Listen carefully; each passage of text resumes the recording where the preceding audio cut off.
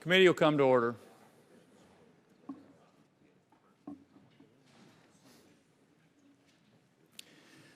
The committee begins 2016 continuing to focus our attention on defense reform to help ensure that the U.S. military is agile enough to meet the extraordinary demands of a complex, dangerous, rapidly changing world. Last year's NDAA included important first steps in our long-term effort to reform the way the Pentagon buys goods and services. In 2016, we will build on those efforts. Technology and threats are both evolving very rapidly. Our own acquisition system too often undermines our ability to get the warfighter what he or she needs to meet and counter those threats. Generating and validating requirements, budgeting for funds, and contracting can each take 2 or more years, even before major acquisition programs are initiated. After major acquisition programs begin, it takes 8 to 9 years on average before systems are developed and deployed to warfighters. We cannot have an agile system if it takes us years to figure out what we want, how to fund it, who to hire, even before development begins. Today's hearing is intended to examine a number of questions and topics, but especially focusing on whether experimentation and prototyping new capabilities offers a means of improving agility, and what successes the military has had with experimentation, as well as what obstacles the Pentagon has encountered. And it seems to me that as one examines periods of the past where there was significant innovation in the military, experimentation was a key element, in some ways maybe even the heart of that innovation. And it is, I think, a very critical component of where the United States needs to go. Mr. Smith. Thank you, Mr. Chairman. I thank you for both having this hearing and for your leadership on acquisition reform. As you mentioned in last year's bill, a number of changes were made in the area of acquisition, and I think you correctly state the need. We have, well, more equipment that we need to buy than we have money to buy it. The next decade is going to be a major challenge for the Pentagon no matter what, with major systems that need to be replaced or upgraded, and a budget that is less than we had hoped it would be. And may even be less still. So if we can buy that more efficiently, more quickly, at a lower cost, that's better. But the challenges, are in some cases, I think, difficult to overcome. And we can all sort of give the basic acquisition reform speech, which is, we need to buy it more quickly, it needs to be upgradable, we need to make decisions more quickly. But let's look at the reasons why we don't. Certainly part of it is the bureaucracy, and we can look at working on that, but part of it also is just the rapidly changing nature of technology. If you decide, okay, boom, right now we're going to get this in 2 years, and in the middle of that process, there is some significant upgrade in a critical technology to the piece of equipment you're building, are you better to simply build what you did, accept good enough, or to try to incorporate in those new technologies that make it and improve it? That's not an easy decision to make. It's the nature of the world we live in, and I don't think any acquisition reform process is necessarily going to change that. What I'm most interested in is how we can more empower the individuals at the Pentagon to make those decisions with fewer layers of bureaucracy. Because one thing that does slow down the process is the number of people that have to approve a program. And it becomes sort of a vicious cycle. The programs take so long that you have more and different people in charge or a part of them, and everyone's got a slightly different way of looking at it when they become in charge, so it changes more and more as you go forward. So what I would hope to do is to be able to empower individuals, program managers, to make quicker decisions to move forward. But if we're going to do that, it's the last thing I will say, we also have to allow them to make mistakes. And I think that's one of the biggest reasons that we have the acquisition nightmare that we have, is if a program is purchased and it doesn't work out, it becomes too costly, everybody is outraged, and there's all kinds of exposés. And what do? We say, well, we gotta have more oversight. We gotta make sure we don't make these mistakes again. And what more oversight means is more people, more time, and a slower process. So we really have to make the choice and say that, Silicon Valley loves to say that one of their great things is they tolerate failure. because they know that's part of the experimentation process. We need to learn how to do that a little bit at the Pentagon. Empower people to make decisions, understanding they'll make mistakes, but putting 6 layers of bureaucracy over the top of them isn't going to eliminate the mistakes and is only going to make the process more costly and more lengthy as well. So it's a difficult challenge, one that I am aware we will not be able to legislate a magic fix for, but we want to figure out what we can do to help. So look forward to your comments today that will help guide us in that process. We're fortunate to be joined today by General Michael E. Williamson, the Principal Military Deputy, the Assistant Secretary of Army for Acquisition, Logistics, and Technology, Honorable Sean Stackley, Assistant Secretary of the Navy for Research, Development, and Acquisition, and Mr. Richard W. Lombardi, Acting Assistant Secretary of the Air Force for Acquisition. Again, thank you all for being here. Without objection, your full written statements will be made part of the record, and each of you will be recognized to summarize your comments. General, please proceed.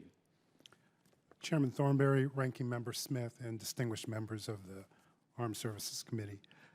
In the interest of time, I'll just make a few comments, but I'd like to start by first thanking you for your continued engagement with the Army on acquisition reform. This is really about how do we get capability to our soldiers quickly, really the right equipment at the right time. I also want to thank you for the legislation that supports attracting, training, and retaining quality acquisition professionals. At the end of the day, program success is tied to having qualified people managing and running those programs. I respectfully request that my written statement be made a part of the record. In it, I discuss a couple of key areas. First, modular open systems architecture, the Army's ongoing evaluation and experimentation programs and initiatives, and really our efforts to build a technologically superior force. That can only be accomplished by having an acquisition system that is responsive and agile. I think Mr. Smith's comment is really important. Technologies will continue to change. So one of the things that I've been following this week is the Consumer Electronics Show out in Las Vegas. And what concerns me about that is the tremendous amount of technology that our potential adversaries now have access to. And so having an agile acquisition system, one that allows us to not just meet the current set of capabilities, but also find technologies that give us a competitive advantage, overmatch capability becomes critical. Mr. Chairman and distinguished members of the committee, let me take this opportunity to thank you again for your steadfast and strong support to the outstanding men and women of the United States Army, our Army civilians, and our families. This concludes my opening remarks, and I look forward to your questions. Mr. Stackley. Chairman Thornberry, Ranking Member Smith, distinguished members of the Armed Services Committee, thank you for the opportunity to appear before you today to discuss Department of the Navy, Marine Corps acquisition, and our efforts to improve agility and experimentation. Your Navy and Marine Corps have a rich history of pushing the boundaries of science and technology to ensure our sailors and Marines are equipped with the capabilities that they require to perform the full range of military operations that they're required. Our ability to maintain our maritime dominance has become increasingly difficult, however, as the complexity, risk, cost, and time to develop our weapon systems has steadily increased with each new generation of technology. In fact, our technological advantage is eroding. It's being chipped away at as other militaries leverage access to the rapid global advancements in commercial and military science, technology, and manufacturing. The Department of Defense has been on a campaign commonly referred to as better buying power, which is focused on and making critical inroads to address these trends.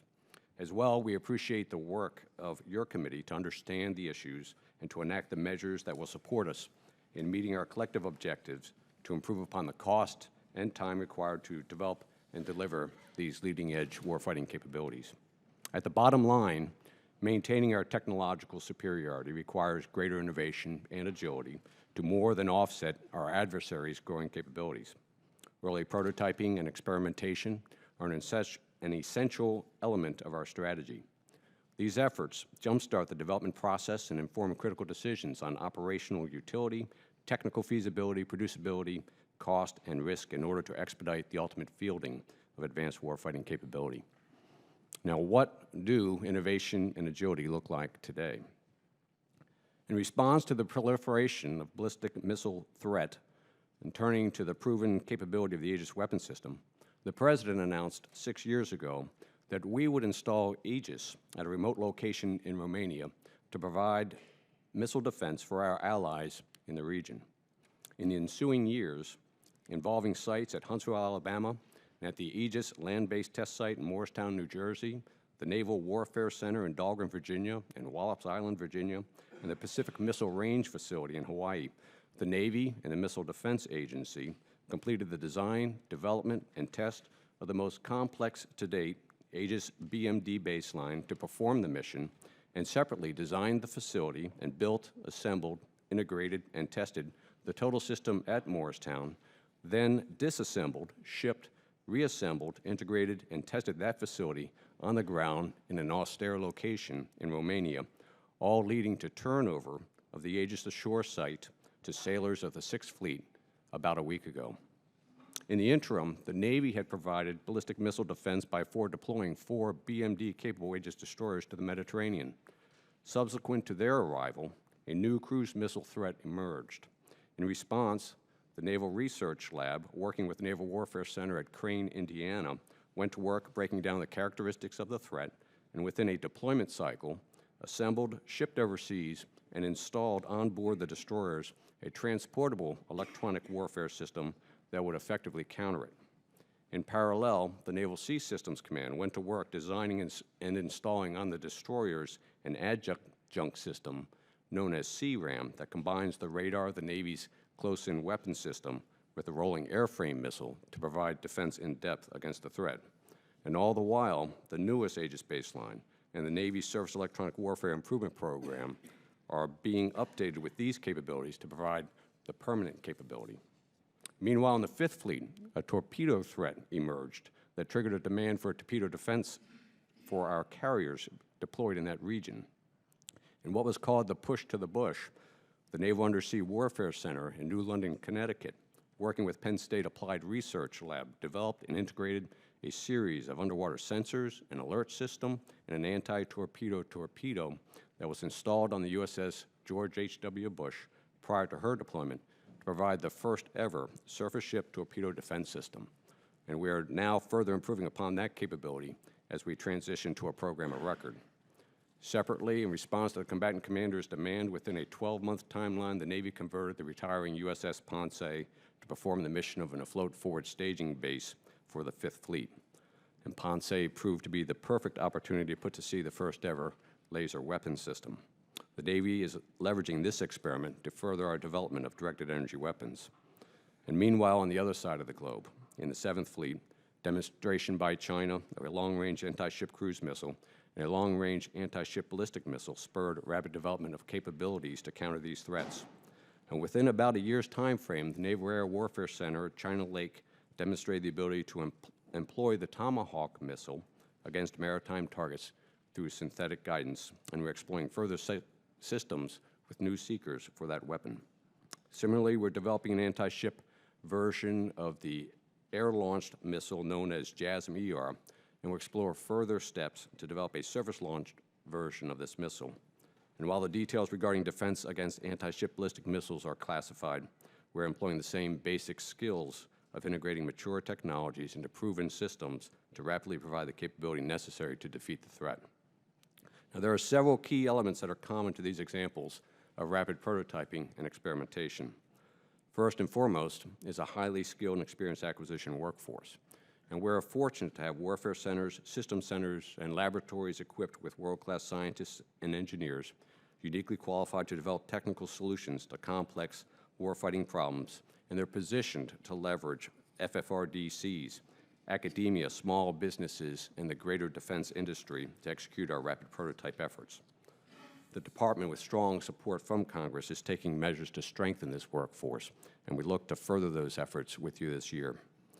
The second key enabler is the integration of these technical experts with our fleet forces. The collective wisdom of our operational forces, combined with our technical community's understanding of complex science, technology, and engineering challenges facing naval warfare, provide an incredible opportunity to change the calculus of future naval warfare. Third key enabler is designing our major weapon systems for rapid insertion of technology through the use of modular open systems standards. The success of the Navy Submarine Forces Acoustic Rapid COTS Insertion Program, which provided a common open system design for submarine combat systems and enabled the near continuous upgrade to the systems paced by the available technology and in response to the threat, has spurred a sea change in naval systems design. Navy and Marine Corps systems have since instituted modular open system design standards in the development of virtually all of our future platforms and major weapon systems.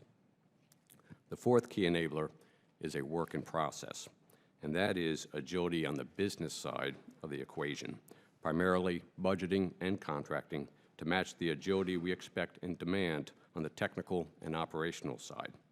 The cycle time of the budget process alone is arguably greater than the cycle time of the technologies we need to leverage, and in certain cases, the cycle time of the threat we need to defeat. If we are to improve upon the speed at which we deliver capability to the fleet, we must improve upon the time required to go from the identification of a threat or a critical technology and touching the hardware and software required to defeat the threat. I'm confident we have the ability to collapse this timeline while yet maintaining the necessary judicious oversight required by Congress on the use of taxpayer dollars. We've demonstrated the ability to accelerate capability in response to urgent needs, and we are bringing a similar sense of urgency to major program acquisition to deliver capability at much needed speed of technology. The Navy looks forward to working closely with your committee again this year as we continue to tackle these challenges, and I look forward to your questions. Thank you. Mr. Lombardi? Chairman Thornberry, Ranking Member Smith, members of the committee and staff, thank you for today's opportunity to discuss acquisition reform, and particularly experimentation in agility. It's my pleasure to do so. First, let me say that Dr. Bill LaPlante set our acquisition community on a brilliant course during his tenure, and I... Mr. Lombardi, would you get that mic right in front of your mouth, please? Thank you. Okay. Sorry about that. First, let me say that Dr. Bill LaPlante set our acquisition community on a brilliant course during his tenure, and I look forward to build on that foundation. Through his focused efforts over the last few years, the data has shown that we've improved our acquisition performance. Our costs are trending down. We are meeting key performance parameters on our major programs greater than 90%, and we've garnered over $6 billion in should-cost savings, using these savings to secure greater capabilities and additional weapons in the hands of our warfighters. In this endeavor, we are supported by the leadership of Frank Kendall, the Undersecretary of Defense for Acquisition, Technology, and Logistics. Our Air Force efforts are aligned to his Better Buying Power 3.0 initiatives, as well as Secretary James's bending the cost curve efforts, all of which are designed to strengthen our ability to innovate, achieve technical excellence, and field-dominant military capabilities. In today's complex environment, rapid change is truly the norm. We believe incorporating strategic agility into the Air Force's acquisition enterprise will be the way to capitalize on this dynamic environment. In order to make most of these potential opportunities, we are focusing the Air Force's efforts in three key areas. First, strategic planning, prototyping, and experimentation. Second, science and technology. And finally, modular and open systems architecture. Over the past 2 years, the Air Force has made great strides to improve the strategic planning process, as evidenced by the release of the visionary 30-year strategy. We're also reinvigorating the use of prototyping and experimentation for the purpose of providing warfighters with the opportunity to explore novel operational concepts, incentivize innovation in industry and government, and reduce risk and lead times to develop and field advanced weapon systems. Our Air Force S&T program plays an integral role in technology development, often fielding temporary operational prototypes to meet urgent warfighter needs. However, they are not the final solution, but a stepping stone to further develop a long-term solution that addresses aspects of producibility, reliability, and sustainability. The Air Force also has more programs than ever implementing modular and open system architecture approaches. Best practices to achieve this are, of course, the use of modular and open architecture designs, but also to include the use of standard interfaces and the use of block upgrade approaches to fielding. These methods should help shorten developmental timelines. Such systems are designed to later upgrade, which can allow us to better manage our risk and schedule. We identified the Advanced Pilot Trainer and the Joint Stars Recap programs as strategic agility pilots that will utilize these approaches, much like the Long-Range Strike Bomber is already doing. To address the business-related challenges, we are prototyping a new acquisition approach called Open Systems Acquisition. It will enable aggressive competition towards rapid prototyping and utilize other transaction authority to create a consortium specifically focused on reaching non-traditional defense companies. We tested this new process last year as a pilot initiative for the Air Force Distributed Common Ground System. 19 companies participated. We ultimately awarded to 2 teams, both including non-traditional defense contractors who offer their products at approximately 80% of the original government cost estimate. Our efforts are now focused on formalizing this process and applying it to a broader sample of programs. I firmly believe that the Air Force acquisition enterprise has and is building an even stronger engineering and program management culture that values the strategic agility as a core capability. We look to capitalize on the complex and dynamic environment of today and tomorrow to ensure our airmen have what they need to meet any challenge or any threat anywhere in the world. In conclusion, I'd like to take this opportunity to thank you for the authorities outlined in Section 804 and 815 of the National Defense Authorization Act of 2016 as they support the direction that the Air Force and the Department are heading. And I thank you as well for your service to the United States and for your continued support to the military and civilian men and women who serve our great nation. Thank you, and looking forward to your questions. Thank you. I think Mr. Smith, I tend to agree with Mr. Smith. 2 key things are that we need to thin out the bureaucracy so decisions can be made faster, and secondly, we've got to allow people to make mistakes. One way to help with that is to be able to experiment in prototypes so that you see if something's going to work before you buy a bunch of them. That's the purpose, I think, of what we're talking here. So let me ask each of you if you could just outline very briefly the 3 top things that could be done to improve your service's ability to experiment and take advantage of prototypes. General? Yes, sir. So I want to start with this discussion about flexibility, and I'd like to finish with an observation on risk. So this notion of flexibility applies in a couple of areas within the program, starting with early research. One of the challenges that we have is in the making sure that you lock down the requirements for whatever system. And so when you look at prototyping, and I don't intend to make this a primer, but it's really important to understand what type of prototyping we're talking about. So, if I were to describe 3, it would really be there's concept, there's developmental, and then there's operational prototyping. So in some cases, we have an idea for a program or for a capability that's needed. And these capabilities come in 2 areas. So one, you want to address kind of a known threat. How can I quickly react to a known threat? And the second is there's a technology opportunity for us to integrate into one of our systems. And so as we look at those 3 types of prototyping, it's how can we do that early enough in the process? How do we have the leverage and the flexibility to bring those into programs? And I want to highlight something that Mr. Smith said, and it's the risk piece. The challenge that we've had in the past, sir, is that you want to have a direct tie to an investment that's made on the science and technology, on the prototyping and the experimentation, and you want to have a direct trace to a program of record. And you want to make sure that that technology is mature enough so that there's less risk in implementation. But the reality is that in many cases, as I look at whether it's a subsystem or whether it's an end item, in some cases, it may be difficult to integrate, it may not be mature enough, and you may have to walk away from it. And so the notion of risk, sir, becomes very important because what I'm finding, and I've watched this in our business for a while, is that unless that technology is mature enough to plug in, we're not willing to make the investment. And if it's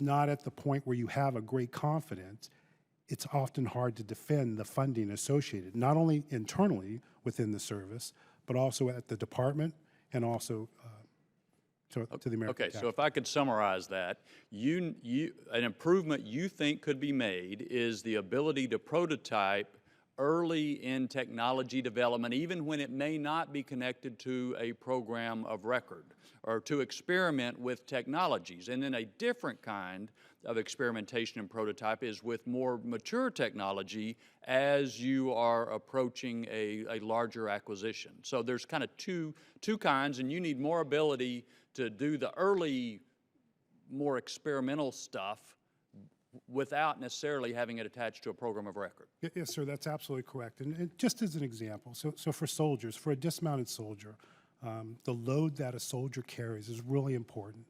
And so as we have more and more electronics on a soldier, one of the investments that we have to make is in batteries and just purely power. And so the investment that we make in efficient battery systems, I may not be able to trace to every specific program that will use it, but there will be a number of programs that will leverage the efficiencies that are discovered. I need the capability to be able to experiment in those areas, and then as I get more definition, be able to apply it directly to a program. Okay, that makes sense to me. Ms. Stackley? Yes, sir. Let me first state what I tried to touch on in my opening remarks. We are at prototyping and experimentation in a big way today. What we're doing, though, is fairly, I'll call it episodic. It's being driven by a compelling threat that gets top leadership's attention, and we make mountains move to address the threat. What we need to do is take that model and incorporate it into the way we do business every day. And so that's the journey that we're on today. Much of what we need, we're already working on. It's the skill set that I described, and I cannot overstate how critical Section 219 funding has been to this effort. Section 219 funding is lifeblood to our warfare centers, our science and technical community, and so everything that you all have done to support that is paying off huge dividends, and it's underpinning our efforts in terms of prototyping and experimentation. You touched on requirements definition. The requirements definition process is long and laborious. So if we're going to make serious inroads, we have to go ahead and march forward with prototyping and experimentation on the front end of the requirements definition process and not wait for requirements to be defined and then initiate an experiment. The prototyping and experimentation help to inform and help to better define the requirements.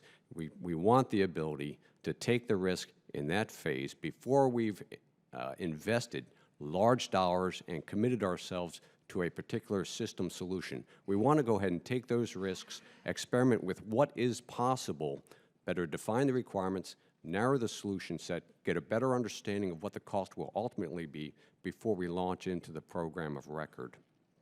Prioritization is important. What we are doing today is we're taking our technical community and merging it with our fleets and sitting down with, inside of the fleet, they have warfare development centers, and sitting down with the warfare development centers and asking them, what are your top issues? We can't launch 1,000 projects today. What we want to do is ensure that at least on the front end, our efforts are focused on the top priorities. So we're getting those priorities from the fleet to address the before requirements definition process, the experimentation that will help us all out, and then move into execution. So let me talk about the things that we need to help out. One is money. And I'm not coming here asking for money, but what I'm describing is that the budget process, if we have an emerging issue today, we've missed the train for PB17. It will become, in fact, we've already submitted the POM issue sheets for PB18. So an emerging issue today may or may not make the 2018 budget request. So we're sitting here in early 2016 without dollars that are available to address an emerging issue or a critical technology that creates an opportunity. unless we have something like the entire department aligned to reprogram and to do the acts that go outside of the normal budget cycle. So what we are grappling with is how do we make dollars available to either address emerging threats or to respond to available technologies that will give us the capabilities that we need. The second issue is simply intel. And the better we are aligned with our intel community, the less technical and operational surprise there is, and better informs us in terms of our efforts earlier on. So quite often, we are responding to the threat. The earlier start we get on that through access and alignment between our technical community, the intel community, and the operators, the better start that we will get. And the third item I would mention is access to commercial technology. And you see and hear of initiatives that are going on today, DIUX that the Secretary of Defense has announced. But the bottom line is there's much more technology available to help us solve our issues than we have direct access to today. And this, in part, is due to a reluctance in certain sectors of technology to plug in to the large government, the large Department of Defense, because of fear of the bureaucracy that you refer to and what that might mean in terms of things like data rights, things like layers of oversight, what is referred to as the burden associated with doing business with the government. We're going at that, we're trying to pierce that, but that is not going to be a quick turnaround. Okay, thank you. Mr. Lombardi? Yes, sir. Let me piggyback on both General Williamson and Secretary Stackley's comments. And from the Air Force perspective, what we're looking at is it's all about a team sport, and it's all about a team sport getting together early. There was a discussion about the requirements. And what we need to do is make sure, and as we're doing in our developmental planning type of activities, is bringing the operator and the requirements generator and the technologists and the acquisition community together early on, so that we can take a look at where the S&T investments are right now, where the gaps actually are, where are the needs that the customer actually has, and start early on looking across the whole spectrum, because it may not necessarily be a material solution. There may be that technology there that could rapidly go out into the field, but we need to understand how that technology would be operated. And then we need to take a look and make sure that we're developing the requirement set properly. If you don't do the early prototyping and experimentation early on, what tends to happen is we tend to recreate the requirement set that was from the previous system that this is replacing. And that's the wrong answer. What we need to be doing is really looking forward to what is this new technology going to enable us to do, and how can we employ it in a better fashion. And so that is a key area where we have to be able to get the teams together early on. And we're working that within the Air Force in our enterprise collaboration teams. And by virtue of bringing people together on very specific areas at first, and then we will take a look across the board. But we're looking at, for example, our Air Superiority 2030 activities, which will allow us then to look at what might be the technology that's required later on, and then how do we develop the ConOps associated with executing that, and then that rolls into the actual developing of the requirements that we can go and build to. Piggybacking on Secretary Stackley's comments on funding, so to go, the funding needs to be much more flexible. As was stated, is we're already building our 18 budget before the 17 is even hitting the street here.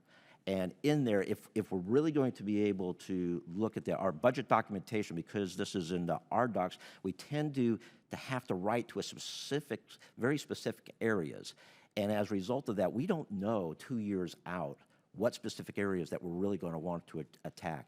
And as a result of that, then we end up having to come back in for reprogrammings or getting approval for new starts.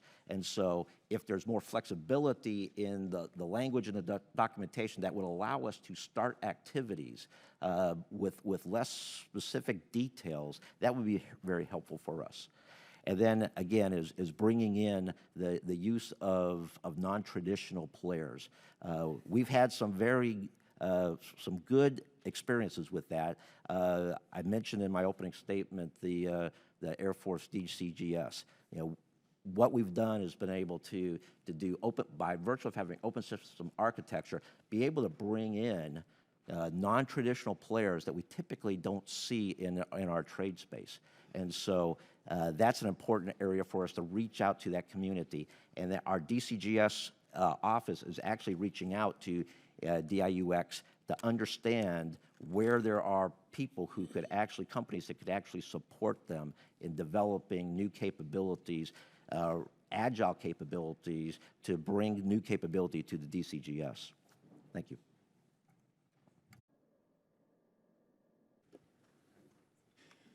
Thank you. I just mentioned on the flexible funding, I think for me, I'm interested in working with y'all to figure out ways to do it, especially going back to early prototyping. We have to make sure there's the oversight mechanisms for the use of those funds because that's obviously our responsibility. But surely to goodness we can find a way to meet your need and also our responsibilities at the same time. Ms. Smith. Thank you. Just I want to talk a little bit about the program of record, which has come up a little bit here. And I view, based on a lot of historical examples, the program of record as being essentially evil. I realize there's a necessity for it, but I just want to do a little thought experiment and see if there's some way that we can reduce that. And I'll use just one example, the expeditionary fighting vehicle. We all know that the original idea didn't work out. Won't get into that. That has a lot to do, I think, with what the chairman says about prototyping and understanding what you can and can't do before you spend $8 billion. But once that was done, the Marine Corps still had to get a new amphibious assault vehicle. And there already exists. I think it's 4 different companies that make 4 different types of amphibious assault vehicles. And the Marine Corps was able to go out and look at them and say, yeah, I think these will meet our needs. Now, the world that I would like to live in is a world where they go, that's the one we want, or we want these 2, give us 10,000 of that and 10,000 of that.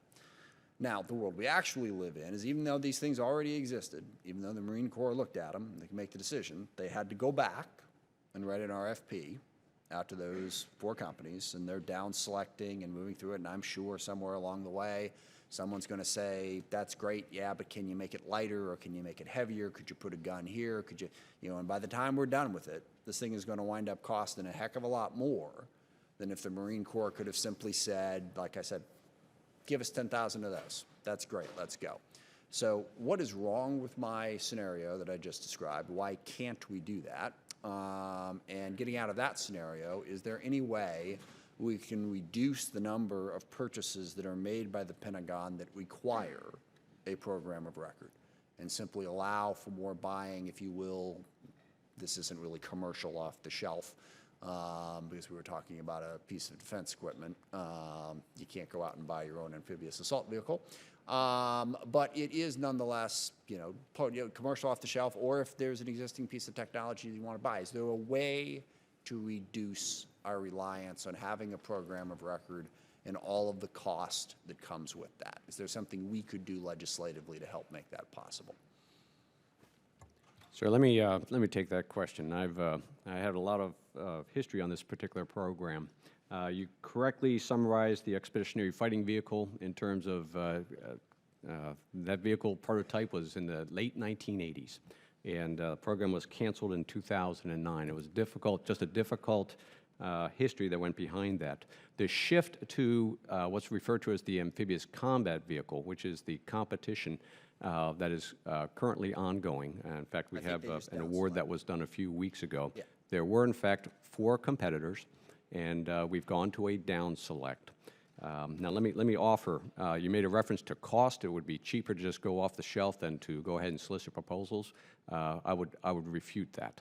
What we're doing is we are leveraging competition to drive cost down for the vehicle that the Marine Corps requires. And in fact, the costs that we have received in the proposals are extremely affordable relative to much more so than what was the EFV, and relative to estimated costs based on the 4 contractors outside of competition. We don't have it yet, so I wouldn't celebrate that it costs less thing until we actually have the piece of equipment. It's the one thing I would say. But yes, sir. Now, a couple things to go with that. One, the structure of the contract. Okay, our confidence, it's effectively getting us into a fixed-priced arena. because we're leveraging extremely mature technologies, as you described. Right. So we're leveraging mature technologies to not just have high-cost confidence, but inside of the contract to give us what effectively is going to perform like a fixed price type contract. Second piece is we're going after this capability in an incremental fashion, which reduces risks, and we're going after it in two separate increments. The first increment will give us capability that we will be able to put to work early on, but ultimately we want increment two. What we've been able to do through the competition in identifying what increment two capabilities will be is we've been able to drive the competitive field to offer vehicles that come as close as possible to an increment two. And in fact, the potential is there that this initial vehicle that we award will be able to take us from increment one to increment two without any further follow-on development effort. So the entire approach here was to leverage mature technologies, take the industrial base that's out there today producing combat vehicles, lay in the requirements that are unique to the Marine Corps, do it in such a fashion that it's incremental, but make it clear where we ultimately need to go, and then let competition drive costs down and drive the competitive field to deliver those capabilities as early as possible. We think we're exactly where we should be, and the only thing we regret is that the first go-around, going back to EFV, didn't take a similar type of an approach. That's a good explanation. I remain skeptical, and we'll talk in 3 or 4 years when we see how all what you just described plays out. But I still think, you know, shifting towards, and obviously this is a rather significant piece of equipment that I referenced. There are smaller things, and one of the things I would like to emphasize is buying more commercial off the shelf. If there's a product out there that'll do the job, let's just buy it and do the job. And you know, because you can have competition in that environment too. I mean, if there's, even in this case, if there's 4 vehicles out there, you know, there's competition right up front. I don't see why you have to have an RFP and a program of record to get those companies to compete. But I take your broader points, and we'll see how it plays out. Sure. Thank you, Mr. Chairman. Thank you. Mr. Forbes. Thank you, Mr. Chairman, and we need to first acknowledge the effort that you and the ranking member have put in this whole area of acquisition reform. Thank you for that. Gentlemen, thank you for being here. All 3 of you are incredibly qualified, talented individuals, and we just appreciate your service to the country and being here. Let me tell you one of my most frustrating points when we're talking about acquisition reform, especially when you look at emerging technologies, capabilities, and threats. People come in here and they give us the scenario. They say, in a best world, we have a year at the Pentagon to prepare a budget, then it takes a year over here in Congress, and then we start trying to utilize that funding, and some of the stuff we're looking at has a shelf life of 3 years. But when I watch speeches outside of this committee room and try to listen to the changes they want, here's what I normally hear: a restating of the problem. Secondly, I hear people say something needs to be done. Then they say we're studying it. Then they say we need a stable budget. Then they'll give some examples. But oftentimes we don't get the specificity we need. Mr. Stackley, you've had incredibly good work. You've been there 7+ years, I guess now. Based on your personal opinion and from the study you've had and what you've done, does the Navy need to establish something similar to the Air Force's Rapid Capabilities Office? Let me describe it this way, sir. The Navy is going about that. And the way I would describe it, the Air Force's Rapid Capability Office emerged about a little bit more than a decade ago, and specifically focused on ISR missions and special aircraft. And so it has a unique focus. We are looking much more broadly than that, although there will be something that will closely mirror the Air Force RCO going forward for unique missions, particularly in the black world. But much more broadly, we do have a very strong technical base that we need to better leverage, and we need to marry it up more tightly with the fleet and the Marine Corps to short circuit that that longer process that goes through the requirements definition, the budgeting process to ultimately get into a program of record. So it would be your opinion that we need something, it may not look exactly like the Air Force Rapid Capabilities Office, but we need something similar to that in the Navy. Yes, sir. And we actually do that today. However, we do it almost in an ad hoc fashion. And so what we are doing, and that's my organization alongside the CNO and the Commandants, what we are doing is we're aligning our teams, and it's going to be one team, to bring the best technology and technical experts that we have to bear against the highest priority requirements that are being defined by the fleet today. And then let's launch now into experimentation and prototyping on how to deal with either that threat or that critical technology, while in parallel the machinery starts up for requirements definition and budgeting, so that by the time we get into that cycle, we have a firm understanding of the technical, and we have a much greater understanding of the cost, and we have started to shape and point our industrial base towards the solution.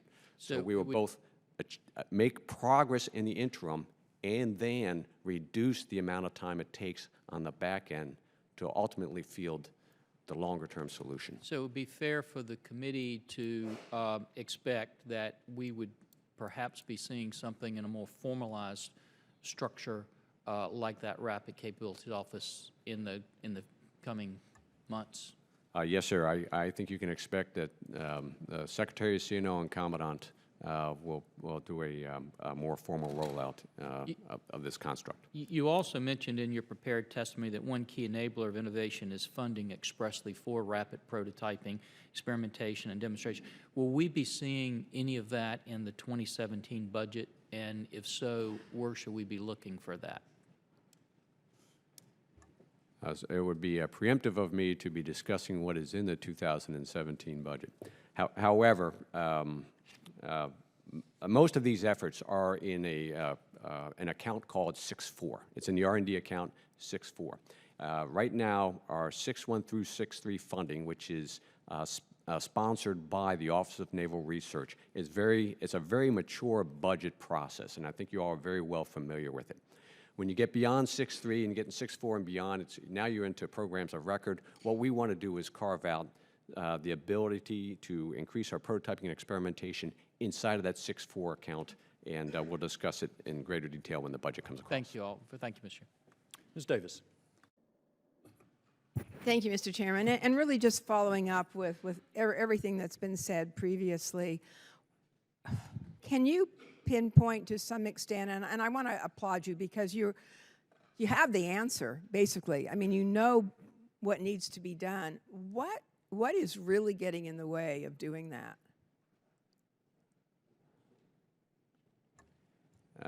How much responsibility does Congress bear? What can we obviously do better? Even you've cited the 6.4 accounts. I don't know whether in terms of other research and development, you know, be it DARPA, people are aware of what's done there.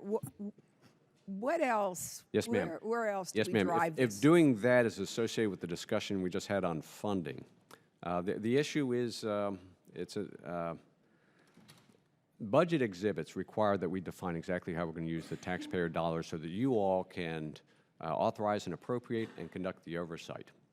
The nature of the beast, whether it's emerging threats or available critical technologies that become available, is that it's hard today, as we put together a POM 18 issue sheets, we cannot predict what that threat will be in 2018, so that when we're in execution, we have dollars available to go directly to the threat. And so we are looking for, as General Williamson described, a degree of flexibility. And we're not talking large dollars, frankly, because we're talking prime the pump levels of funding that let us get the technical machinery moving aside the fleet to address these early experimentation efforts as soon as we see a technology or a threat that we want to address. Not large dollars, but defining it so that you all have confidence in terms of being able to authorize and appropriate to those dollars has been a challenge in the past. General, did you want to speak to that? Ma'am, I just want to talk a little bit about the flexibility. I'm going to use an example of which hopefully it's not overly simplistic, but I just want to give you this example. So this is not kinetic. So this is not about buying a new gun. But as I'm progressing with a combat vehicle or even a tactical truck, and if I discover through some of the applied research or industry comes up with a better transmission, I'm on the path where I'm building a system.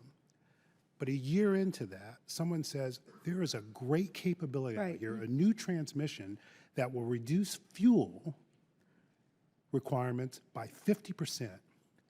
Because of the way we earmark, that's the wrong word for here, I apologize. Don't want to use that word, sir. I apologize. The way we identify how funding is going to be used, it will be a year before I can flex within my budget for that program to start doing integration work with that new engine. Yeah.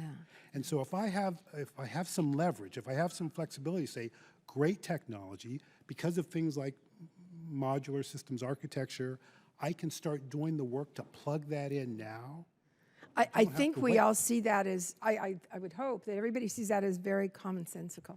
You Yes. know, to be able to shift when you see a need and be flexible. And I think what would be helpful, and I think you're already working with that, Mr. Secretary, and is how then you define that perhaps in a budget process so that you have that ability to do that. And what I'm looking for is where are still the obstacles to doing that?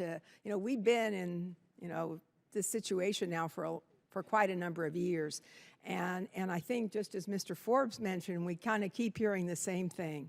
We've got a problem, we need to fix it, we need to redefine it, we need flexibility, and like, how can we unstick this a little bit more so that you have what you need or without even waiting till the next NDAA?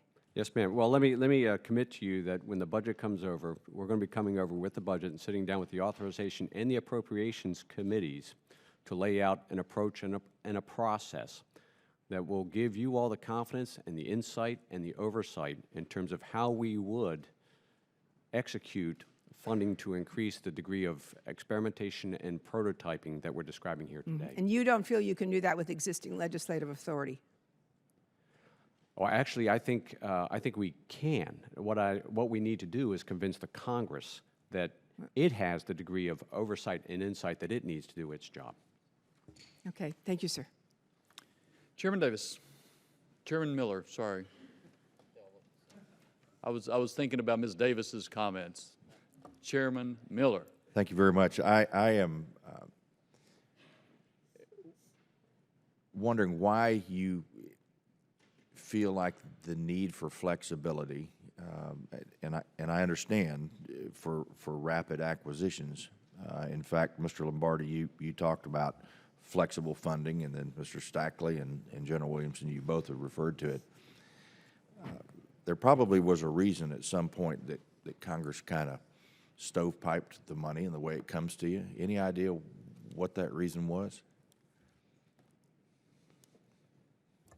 So I can just give you one example, and this goes back probably 20 to 25 years ago. We had a thing called the M account, and the M account was a management account. It had a degree of flexibility in it as a management reserve, effectively for the department. And Congress determined that it effectively did not appreciate the way the department was managing the M account. And separately, as pressing needs emerged, the choices were between having dollars parked into an M account or having those dollars go towards specific budget line items. And so the M account eventually went away. That was a large account in terms of providing management reserve. Since then, there's been a reluctance to put any dollars into the budget that don't meet very well-defined, disciplined definitions of how the dollars will be used. And I think we can get past that. I think we can get past that, and I'm looking forward to, when the budget comes over, sitting down and talking with the committees and your staffs to work through this. I'd like to just add on this and I think dating back to about 20 years ago is I think there was a concern with respect to coming out of accounts like this where we were actually starting program of records. And so I think, as Secretary Stackley says, I think it's very easy for us to come back together with a plan that would allow for all of us to have the flexibility that we need and the proper oversight for both the appropriation and the authorization committees to make sure that we are executing the funds in a logical and a very meaningful manner. But I think that's a lot of what has been happened in the past was based upon a fear of us actually launching off on program of record based upon doing a certain type of prototyping early on. Sir, just a comment. I completely support the comments made by the other services. I do want to go back to something that was said earlier, though, and that has to go to the culture in terms of risk tolerance and the culture of risk. So we all sit around and talk about the various successes that come out of Silicon Valley, but what we don't often do is talk about the number of failures that occur. And so one of the things that has to happen is we have to not only come with the plan that's been described and the appropriate due diligence to support that plan, but we also have to be willing to, if we want to push the envelope, if we want to have a capability that's not the current state of the art that our adversaries have or have access to, but if we're willing to push the envelope, there has to be some acknowledgement that there's risk associated with some of these experiments. And that culture, not just here, sir, but within our own service, within the department, it has to be something that we're able to kind of quantify that risk, but also appreciate that if you're going to push the envelope, there will be times where it doesn't come to fruition. I think most of us recognize that there's a need to take the risk, and I think we're willing to do that. I think the issue is between risk and waste, and that's where the biggest problem, I think. But is it that difficult to go through the reprogramming process here in Congress, or is it difficult at DOD to go through the reprogramming? I would say it's difficult. Both sides. It's difficult inside the Department of Defense because it starts with you identify a need, then you have to identify an offset. We don't send over reprogramming requests on the eaches typically, and so it's a fairly long cycle within a cycle, and it's a tough process. And then when it comes over here, it gets the appropriate scrutiny. So it's an element of time, sir. And relative to the annual budgeting process, which, as we've described, is about 2 years from the identification of a need and when you actually get funding, it's probably half of that. But it's also funding that you cannot rely upon in terms of building a plan around to go ahead and get started executing. And so it's a degree of uncertainty that comes with the process. Mr. Courtney. Thank you, Mr. Chairman, and thank you to the witnesses for the hearing today. In the last defense authorization bill, we actually moved forward on a series of reforms. And again, I salute the chairman and ranking member for their hard work in terms of some of these streamlinings of the acquisition process. Another thing the bill did was to revisit the National Sea-Based Deterrence Fund to expand the range of acquisition tools available to the Navy as they prepare to move to the next critical stage of the recapitalization of our ballistic submarine fleet, which again has been consistently identified as one of the top priorities of our national defense. It's also one of the highest cost programs that we're facing. In the 2016 NDAA, we expanded the fund to include authorization of incremental funding authority, economic order quantity contract authority, and advanced construction authority. And as Mr. Forbes knows, last month, the Sea Power Subcommittee held a hearing on acquisition efficiency in Navy shipbuilding, and CBO and CRS testified. Among their findings, both experts testified that using the fund with these new authorities would generate up to a 10% reduction in program costs. So we're talking about a $100 billion program. 10% is real money. That's almost the equivalent of getting 12 boats for the price of 11, according to their math. So, Mr. Stackley, I was just wanted to ask you, have you considered the benefits outlined by CBO and CRS in the use of the fund as it exists today with the new authorities that were enacted in the NDAA 2016 bill? Absolutely, sir. First, the Department of the Navy greatly appreciates the way this committee has worked with us in terms of identifying the challenges associated with the Ohio Replacement Program and helping to put tools in a toolbox to address those challenges. As we have discussed in the recent past, the Navy is working closely with industry, both Electric Boat and Newport News, in structuring an approach to tackle the affordability side of the equation. The authorities that you've put in place, they will be extremely helpful. What we need to do is come back with a comprehensive approach, a more comprehensive approach that explains to Congress how we're going to use these authorities, what the benefit we all receive from that, and how this is going to ultimately drive down the cost to recapitalize that critical asset. This will be an important part of our dialogue in the 2017 budget cycle. So in terms of the ORP acquisition strategy and budget outlook, the authorities that we enacted last year, or in the 2016 bill, I mean, there's something that your office is definitely looking at in terms of that plan that you're talking about working with us on. Absolutely. The nature of the beast is we are still in the design and development phase, and the authorities that we're talking about really apply to the procurement phase. And so we have lead time in terms of structuring. So, for example, when we talk about EOQ, we are all in terms of EOQ. It's going to be a 12-boat procurement. There are certain things, like missile tubes, that we're going to stand up an industrial base that's going to make 12 boats worth of missile tubes, and then it's going to stand down. So if we stretch that out over a 15-year period, the only thing we know for sure is that will be the most costly way to procure missile tubes. So we want to look at how do we leverage EOQ type of authorities and then batch build the missile tubes in such a fashion that we will be buying them potentially ahead of need, but we'll be buying them at the most in the most affordable manner and with the least impact on the industrial base. Good. So again, because that was one of the components that we, wrote into the law last year, I mean, that's encouraging to hear that the Pentagon is embracing this. And the only observation I would make is that, the fund has been sort of critiqued in some quarters as sort of a gadget that doesn't by itself generate savings. The authorities are really where the money is.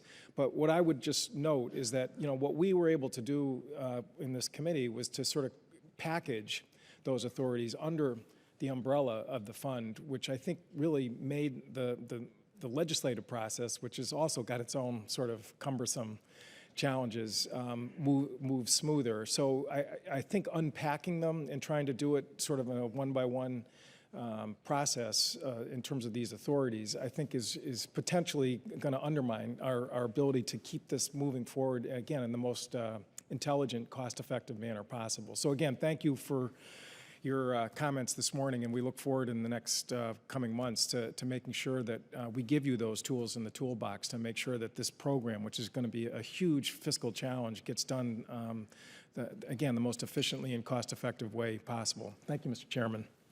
Thank you. Mr. Wilson. Thank you very much, Mr. Chairman, and I want to thank Chairman Mac Thornberry for his promotion of acquisition reform, experimentation, and agility.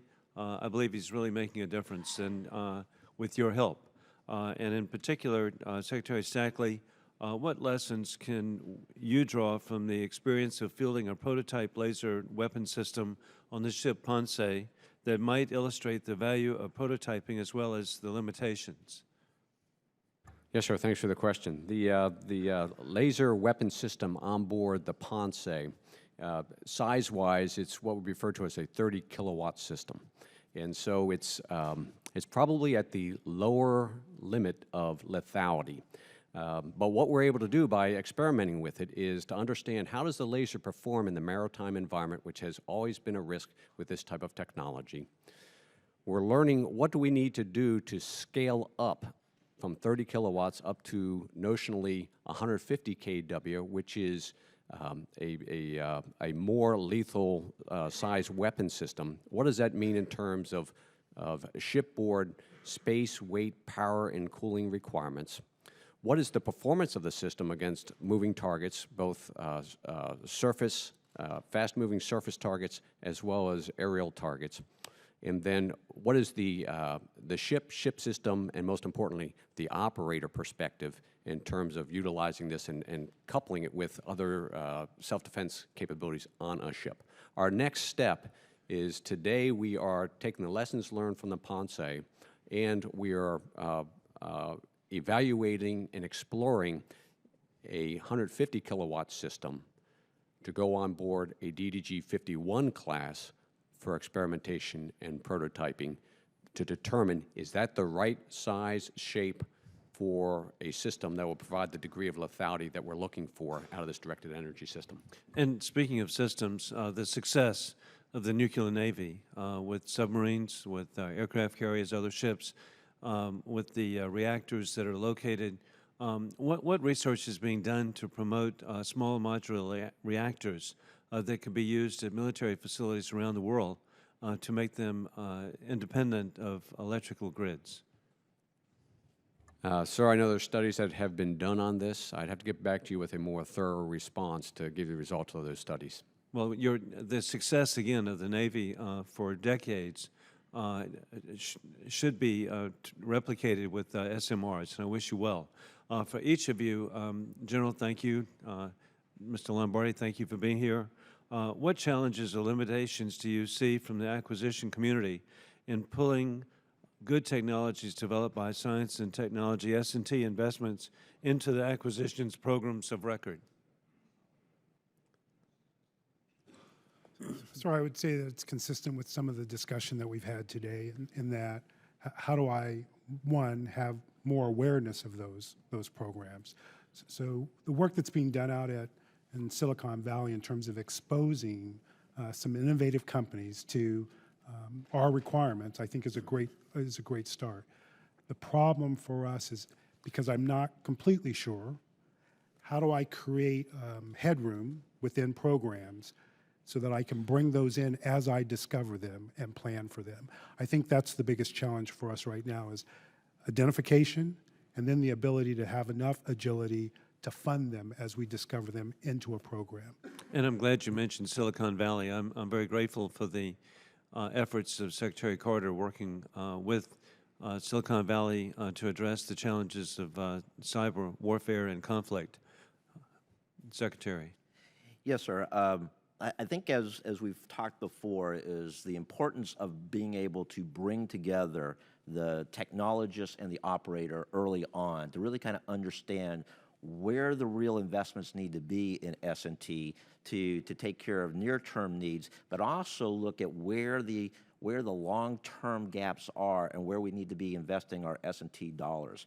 And so I think by virtue of us being able to start more collaboratively bringing in the operator and the S&T with the acquisition community, we can start being able to bridge that gap. But there is still, as we tend to call it, the valley of death, going from S&T to a program of record. And by virtue of bringing the teams early together, because as I said earlier, developmental planning to us is a team sport, and you've got to be able to work together to determine whether the emerging technology can actually take care of the given need, or are there con-offs that can be done, or do we actually need to do increased investment? And then that in turn helps them on their development of their requirements for us to then be able to turn that technology, bring it forward into a program of record. Thank you. Ms. Songas. Thank you, Mr. Chairman, and thank you to all of our witnesses today. And in particular, I'd like to welcome you, Mr. Lombardi. As we know, I came to know you in your work at Hanscom Air Force Base, and it's great to see you here in this new capacity. I appreciated very much the work we were able to do then, and I know, coming from the Massachusetts environment, you do recognize the opportunities presented by working with the academic communities as well as the private sector and the federally funded research facilities, and the opportunities that creates, given the rapid change environment we live in. But I wanted to revisit some of your testimony in which you talked about the Air Force's efforts to contract with companies that have not traditionally worked with the services. I know this was a pilot project that actually took place at Hanscom, and I'm just curious as to what your experience was with this type of outreach, what has been, and what are some of the best practices and lessons learned that came as a result. And given the universe of companies that are out there, I'm also curious as to how you identified and solicited those companies to become part of this effort.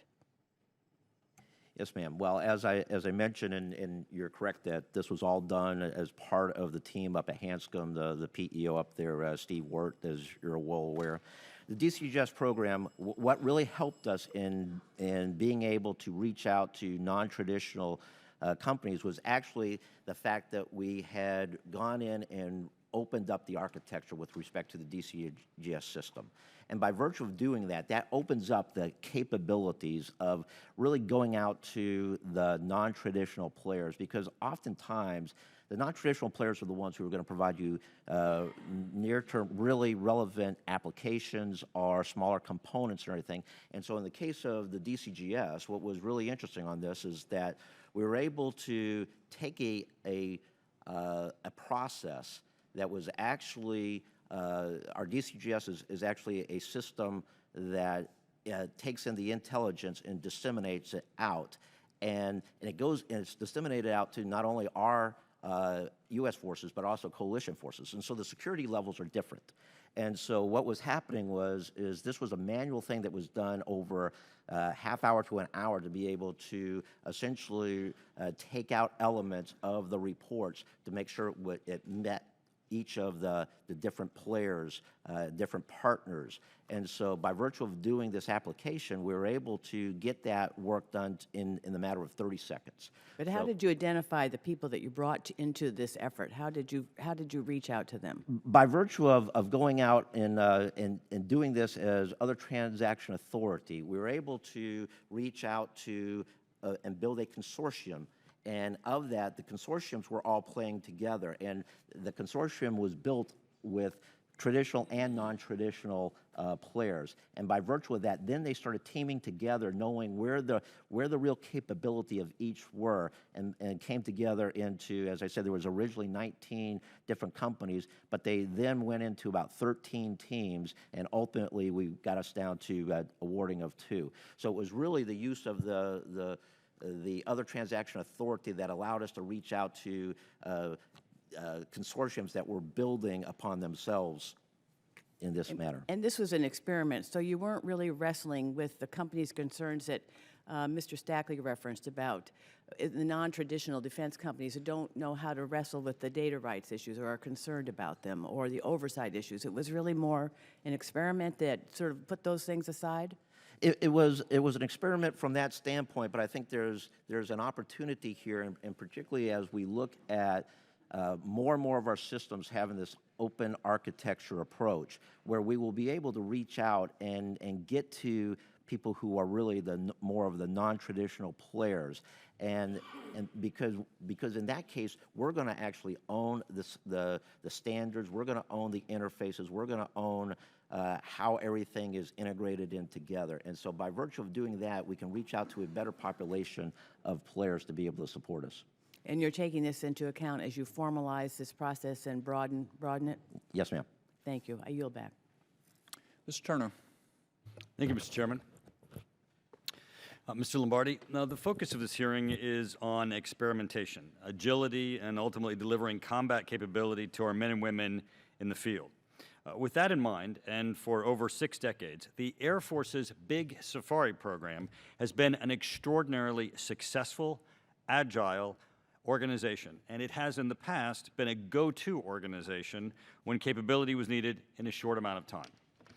Yet it appears over the last few years that that sort of agility has come under some stress, and Big Safari is operating more like the mainstream organizations rather than trying to leverage and replicate that agility into those organizations. As one example, we understand that the contracting function has been moved out from under their organization, just as it has been across the rest of the Air Force. It would seem to many that aligning all elements of program execution under a single entity would make more sense. Looking back on what made this program successful, isn't the Big Safari program a model for some of the acquisition reform that we clearly need and are looking for now? And is this an acquisition culture model that we need to fully protect and to foster? Ms. Lombardi. Yes, sir. Big Safari has and continues to provide great capability for our Air Force and our warfighters. And you're right, the model has been one that has been very agile to be able to provide capability out to the warfighters in a very rapid pace. And it is a model that we should continue to foster. I will have to get back with you, sir, with respect to the taking of the contracting element out of the Big Safari area, if you don't mind, because I'd like to be able to study that a little bit further and understand what were the reasons associated with that. I would appreciate that, because obviously if you look at its success, we don't want to diminish that success as we might look to it as a model. Yes, sir. Let me look into that, and I'll get back to you. Great, thank you.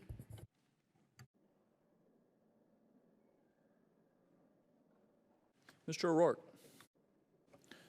Thank you, Mr. Chairman, and I also want to join my colleagues in thanking you for your leadership on this issue. It's a very difficult one and one on which the Congress has worked for a long time, and I hope that with your leadership and that of the ranking member, we will make some progress, continue to make some progress this year.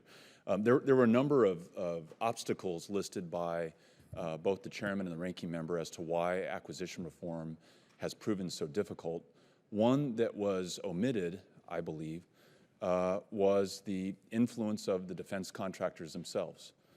We know that in 2014, which is the last year for which we have full data, they spent $70 million to influence the decisions that lawmakers make. And I think that is a factor. I don't know how large a factor. We can measure what they spent. I don't know what its effect is on the ultimate decisions, but it is a factor, and I think that needs to be included in the calculus for reform. And I would link campaign finance reform to military acquisition reform. I think those two things are important, and I'd welcome any comments on that. However, I'd like to ask a question about a different area, and it gets back to another issue that's been raised in today's hearing so far, and that is allowing the military the freedom to experiment and the freedom to fail in order to better guarantee innovation and success down the road, long term. And so, General Williamson, I'd like you to talk a little bit about the Network Integration Evaluation, or NIE, and the Army Warfighting Assessment, or the AWA, one which looks at programs that are programs of record, and the other that allows the Army to experiment with programs that are not programs of record, and how those two work together to satisfy the concern that many of us have raised and you have pointed to. I think I heard you say that we're looking for early, more experimental stuff, not necessarily connected to programs of record, not necessarily connected to identified gaps, but those kinds of things that may appear in the future unbeknownst to us now. Sir, thank you for the question. So this is one that I think as an Army we're very, very proud of in terms of the development of both the network integration exercises and the new warfighting assessments. So what we discovered in 2011 is that as we were deploying capability into theater, we found that even though we were finding the best of breed, whether it was a radio or a system, the integration was happening in the field, in combat. And what we really needed was a venue to make sure that all of the pieces worked together. And so the start of the NIE really was focused on integration. But at the same time we were doing that, so we really discovered that we did not have a good operational venue to look at new capabilities, get the warfighter to touch them early on, and influence the requirements process, and to make changes, refinements in the requirements. So the network integration exercises quickly evolved from pure integration to also looking at what is the effect of introducing this new technology? Because here's what I would offer to you, is that in some cases, it's not a new thing.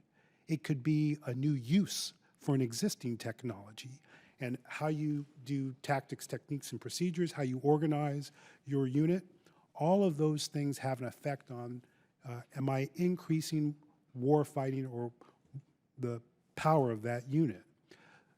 So as we discovered that, the NIEs really were technically focused, and we discovered that we needed to also spend more time reaching out and looking deeper, further out.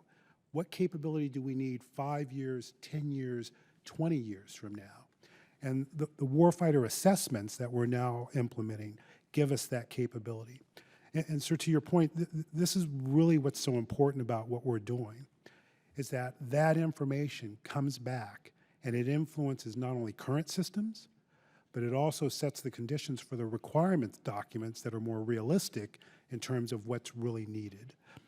I think this is something that did not exist. We did small pockets, but the center of gravity for us is a brigade. And even though this is resource heavy, we dedicated an entire brigade to have these experiments and to do these integration exercises. We're very proud of what they've accomplished. Chairman Klein. Thank you, Mr. Chairman. Thank you, gentlemen, for being here. I heard a couple of you, I think Secretary Stackley and Lombardi, saying that they were confident that we could reduce some acquisition time, and you were on the right track for making changes. And that's good, but I'm probably pretty skeptical. I certainly hope we can reduce the time and be more flexible and be more agile. But the history just doesn't show that. Everybody in this room, and even Frank Kendall, who's not in this room, everybody kind of knows what you have to do to speed this process up, and understands it's going to be very difficult to get there because we can't do every program with the skunk works. We just can't do it. So we're looking for ways that we can speed up the process, streamline it. The ranking member talked about the levels of review and oversight within the Pentagon, and then we add on top of that. And of course, we bear some culpability for sure here in Congress, because if a program is being, if a system is being manufactured in our district or an office is in our district, it clearly is a key national security interest, and if it's in somebody else's district, it's a bill payer. So that we understand that we're part of the problem, and we need to work on that ourselves. And I've been pleased to see that you all, the Pentagon, have been, and industry has been smarter and smarter in making sure that some major component is built in everybody's district. And so that makes it a little bit easier, because whatever that component is a key national security interest, and therefore we're going to do our part to protect it. That's the way our job is, because we're looking to protect jobs in our district. I want to go back for just a minute to the ever name-changing Marine Corps Expeditionary Fighting Vehicle. I remember very well, because I put it there in Palm 90 in an earlier life. We could not afford that vehicle, which was called the AAA back then, and so it was always in the last year of the Palm. And when my successors came, it kept coming and it kept going in the last year of Palm, and we couldn't afford it. It took every nickel of procurement Marine Corps to buy that one item, and yet it stayed in the Palm year after year after year after year, until finally reality caught up. Finally. So part of this is we need to live a little bit more, in my judgment, in the world of the possible and of reality. If you can't afford it, you know you can't afford it, then why are you expending all that energy? And I'm raising my hand, I was guilty. I put it right in there because I was told that how important this was. But we need to do a better job. We collectively, we here, and certainly those of you sitting at the table, when you're living as we are now in an uncertain budget time, I would argue we're always in an uncertain budget time. Let's don't put our energy into doing something that we cannot afford and are not going to be able to afford. And My argument to you is that's where that AAA, which then became the Expeditionary Fighting Vehicle and something else now, you couldn't buy it. If you took every procurement dollar, every procurement Marine Corps dollar, that's what it took. You couldn't buy another thing.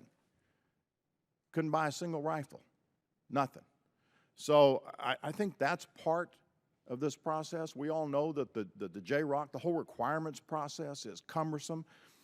And I've heard you use today words like long cycles and long cycles within cycles. It seems to me that's what we're trying to get at here. We're trying to find ways to make those cycles not so long cycles and make them not so cumbersome and get rid of some of the layers of bureaucracy that go here.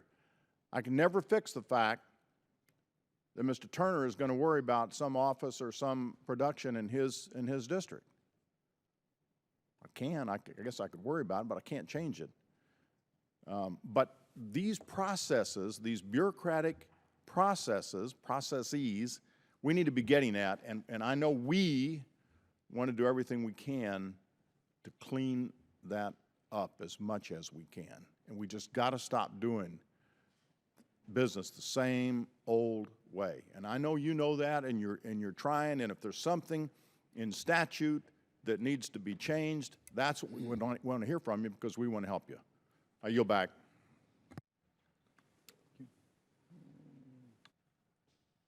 Mr. Langevin. Thank you, Mr. Chairman.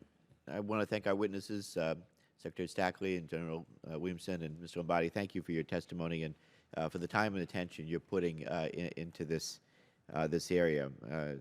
Obviously, we all consider acquisition reform critical if we're going to continue to maintain our technological edge going forward, as well as make better use of taxpayer dollars. You know, we've often heard it repeated that the U.S. is risk losing military technological superiority across a variety of domains if reforms are not made to improve the DoD's acquisition process. So do you believe that the current acquisition process does take so long that the technology actually becomes obsolete by the time it reaches the warfighter? I mean, on balance, is that what's happening today, given Moore's law? Well, let me describe it this way, sir, is that the pace of technology, it's outpacing our current recent history of acquiring capability. And you pointed out the acquisition process. When I think about the acquisition process, I think about everything from the start of defining a requirement to the back end of fielding the capability and supporting it in service, as opposed to that thing in the middle that sometimes people refer to that's associated with contracting actions.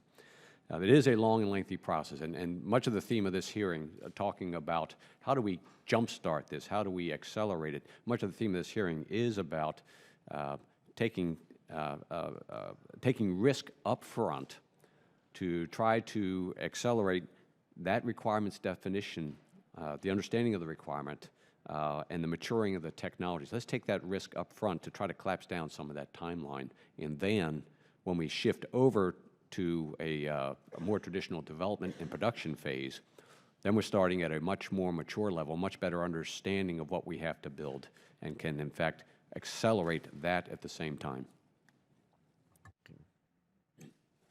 Sir, I would also add to that is, and again, I think one of the key attributes that will allow us to speed up in some areas will be, again, use of modular open system architecture, which will allow us then to build in the opportunities that as emerging technology becomes available, that we will be able to integrate it more easily into the systems that we've already developed. Good. Yeah, I think it's obviously critically important in areas, particularly where procurement timelines often don't align with budget timelines, such as cyber, which moves pretty rapidly. Let me turn to, can you discuss the effectiveness of the DIUX initiative and In-Q-Tel initiatives, improving access to industry and overcoming transition challenges? I know you've touched on those topics this morning, but I'd like to get an update on how they are working at this point. So, sir, I'd like to start. I should be dancing on the table in regards to the kind of access and exposure that we're starting to see from both the DUIX, but also the engagement with In-Q-Tel. I just recently spent an afternoon with the folks at In-Q-Tel, and just the introduction to the innovative companies that, quite frankly, I had no situational awareness on, and their interest now in coming into the defense space, I think is going to pay tremendous dividends. What I really discovered, though, from the DUIX side is this, I would call it a gap, quite frankly, between the companies out there who have not operated in the defense space, the normal defense space, and their understanding of the types of products, the wide range of products that we build. So we have this perception of social networking and software only, but I would tell you that their engineering talent is sufficient. It's significant, rather. And so I think that we've just started to break ground, and part of this effort is to continue to expose them to the types of requirements we have. If there's a challenge, it's one that was stated earlier, and that is, so historically we have not been great customers. Their cycle time, their business processes work much faster. And as a result, it's difficult for them to understand the time it takes for us to get to yes and start building something.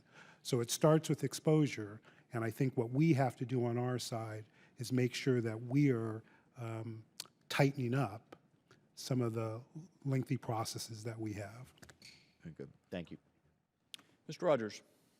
Thank you, Mr. Chairman. Mr. Lombardi, I'd like to talk to you about the Defense Meteorological Satellite number 20, which the Air Force affectionately refers to as DMSP-20. Back in 1997, the Air Force paid industry to build this DMSP-20. Then they promptly put it in a storage facility for so long that the Air Force ultimately had to pay industry to upgrade it because it was antiquated. All the while, you paid millions of dollars a year to keep this satellite in storage. In all, the Air Force spent well over $500 million of taxpayer money on this satellite, $518 million to be specific. Then in 2014, the Air Force told Congress that it no longer wanted the satellite and wanted to scrap it. Then they came back last year in 2015 and said, no, we've become too dependent on Russia and China for this meteorological information. We need to launch the satellite. Well, unfortunately, Congress had lost confidence in the Air Force's ability to manage this program. Mr. Lombardi, we spent $500 million that could have been used to support national security. Instead, it's going in the trash. I presume it's going to be made into razor blades. We could have saved the Air Force and the Congress a lot of aggravation if we had, 18 years ago, put $500 million in a parking lot in a pile and just burned it. So my question is, why should we have any confidence that the Air Force can manage space programs when we look at this example? And what have we learned from this situation?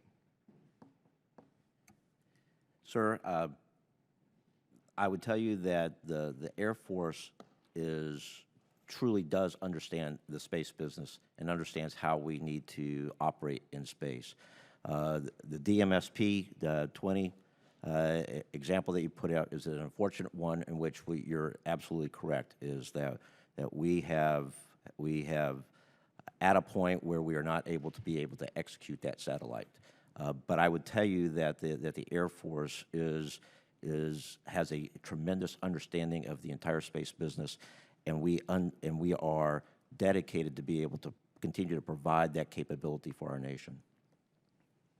Well, you hadn't convinced us, and this is a perfect example. In these times of austerity, when we're just struggling trying to keep the Pentagon funded, I mean, this committee fights with the full Congress constantly, trying to get adequate defense spending.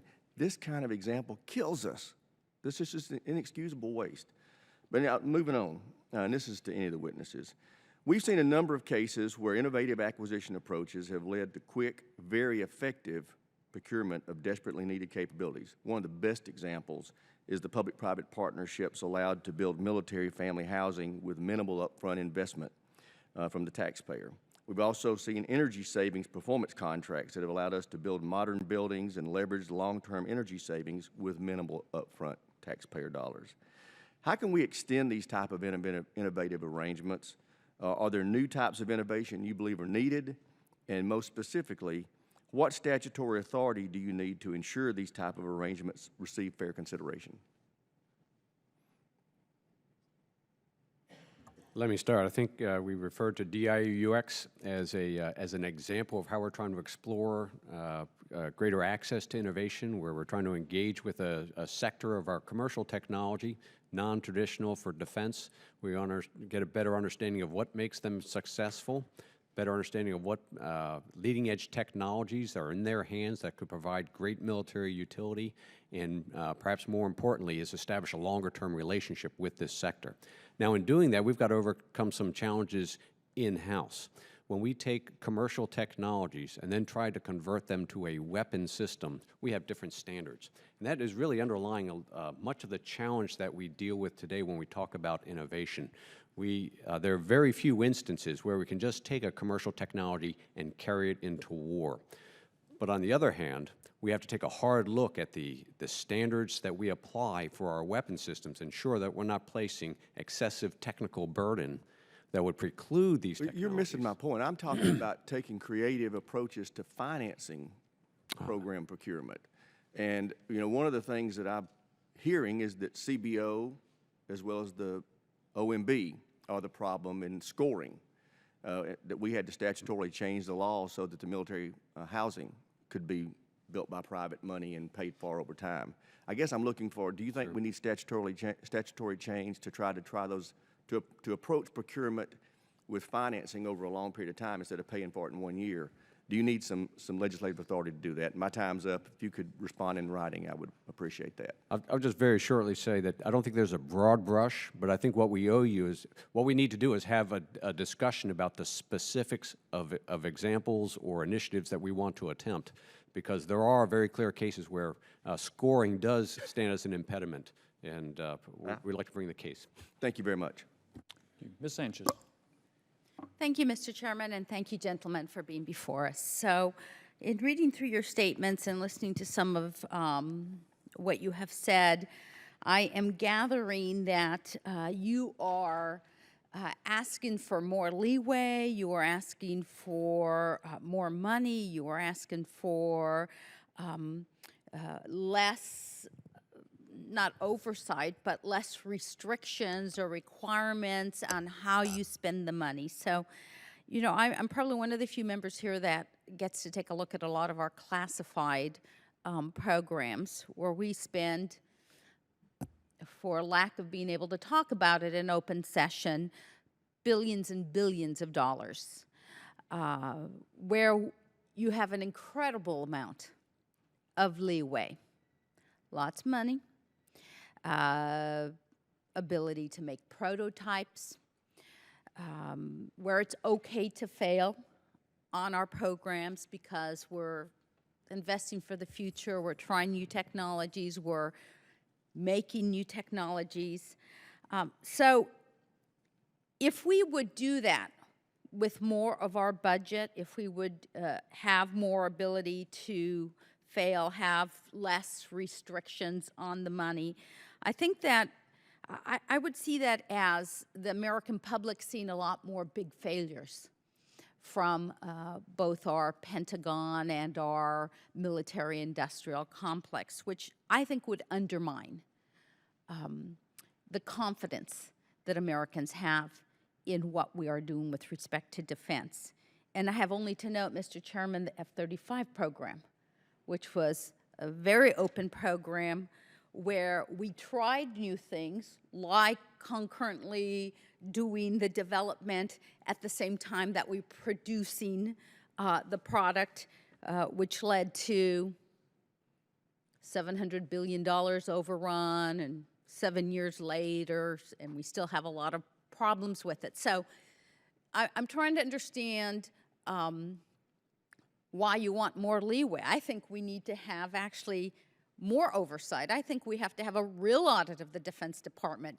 I believe we really need to tighten down in a tough budgetary environment and make real choices. Choices aren't necessarily yours, they're what we do in the Congress. That's what we are supposed to do. But, you know, I would like you to speak to why advocate for more relaxation of requirements and regulation on how we ask you to spend this money. Let me start, ma'am. First, we are not asking for more money. Second, it is not that we're asking for more leeway and fewer restrictions. What we want to be able to do is increase the degree of prototyping and experimentation that we can do, and to shorten the timeline for developing our major weapon systems. And we want to use this limited amount of prototyping and experimentation to determine if we are on the right track for a technology or a specific technical solution to a warfighter's problem before we launch into major investment of dollars. So we are not proposing to invest large, first off, to raise the top line, invest large dollars and put great dollars at risk. We're talking about a limited amount of funding to determine before we invest the large dollars, before we come to the Congress and ask you all to authorize and appropriate those dollars to see if we're on the right track. And we are absolutely committed to doing this in broad daylight with the Congress, so you have full insight and oversight to our efforts. So therefore you would agree that doing something like we did with the F-35, where we were currently developing it and at the same time producing it, is not the way to go, to stop going towards a major system until we do a little prototype of it? Is this what you're suggesting, sir? Well, I'm absolutely not suggesting that we should be increasing the amount of concurrence that we do in terms of development and production at the same time. What we want to do is reduce the risk, mature the technologies before we get into that environment, make sure we're on the right track. We are, in fact, doing this today in limited cases. What we want to do is make this a greater part of our practice. The limited cases where we do it, we find success, and we simply want to make that a greater part of our practice. Well, I'll have to think about that, because when I look at the classified arena, we, as you know, have a lot of failures in going forward with some of those prototypes. So Yes, I don't know that we would want to do that. What I'd be happy to do is come back and walk through some examples of the prototyping that we have done that has proven successful, and how we move from that to the next step, what that means in terms of dollars, and what that means in terms of the process that we use and why it makes good sense. And then how can we, the department, working with the Congress, ensure that we're achieving our mutual objectives in terms of time, in terms of money, in terms of delivering capability, insight, and oversight. Chairman, thank you first of all for the time. I think this is a very important issue for our committee to really take a look at if this is what we're being asked to do. And I think it would be very important also to get that briefing from a classified perspective to see the paths we've gone and have failed on, because I think that's also a good indicator of There's good, bad, and ugly examples in the classified arena, just as in the open arena. No Thank you, Mr. Chairman. Mr. Whitman. Thank you, Mr. Chairman. Gentlemen, thank you so much for joining us, and thanks for your service to our nation. I want to begin by laying out what I think the landscape is today in acquisition in our United States military. We look at our adversaries, and we look how they can deliver systems, how they can deliver innovation and creation through new technology. And they start out with a blank sheet of paper with no impediments. When we start out, we have a bureaucratic structure that starts out with a paper full of no's. No, you can't do this. No, you can't do that. You can do it this way, but you can't do it that way. And when we end up in that environment, things become risk averse. No failure is accepted, and that's a fault not only within DOD, but also here on the congressional side. And we stifle the innovation and creation that we need in order to keep up with our adversaries, because they don't have those impediments. We operate in a structure today where the nirvana is to become a program of record. Instead of saying no, the nirvana needs to be to get technology to the warfighter as quickly as possible. So we're lacking innovation and creation and getting it there in a timely manner.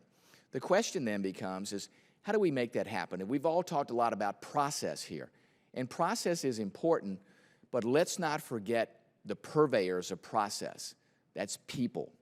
How do we empower people to make decisions, to not be so risk averse that they say, listen, it's better for me not to make a decision than it is to make a decision where there is a a risk or where there's a mistake that's made and we quickly correct that mistake. How do we empower people to make sure that they are on both ends accountable and we give them the authority to either say, no, this isn't working, let's take a different direction, or yes, this is working, or we see something out there off the shelf that we can immediately put in the hands of the warfighter to make them more successful. I'd love to get your perspective on how do we go through that empowerment process to create accountability and authority in the hands of those people that are making things happen. Let me start. I think we're on that. I think we're on that journey. I think we've been on that journey for 40 years or longer. It is a constant challenge.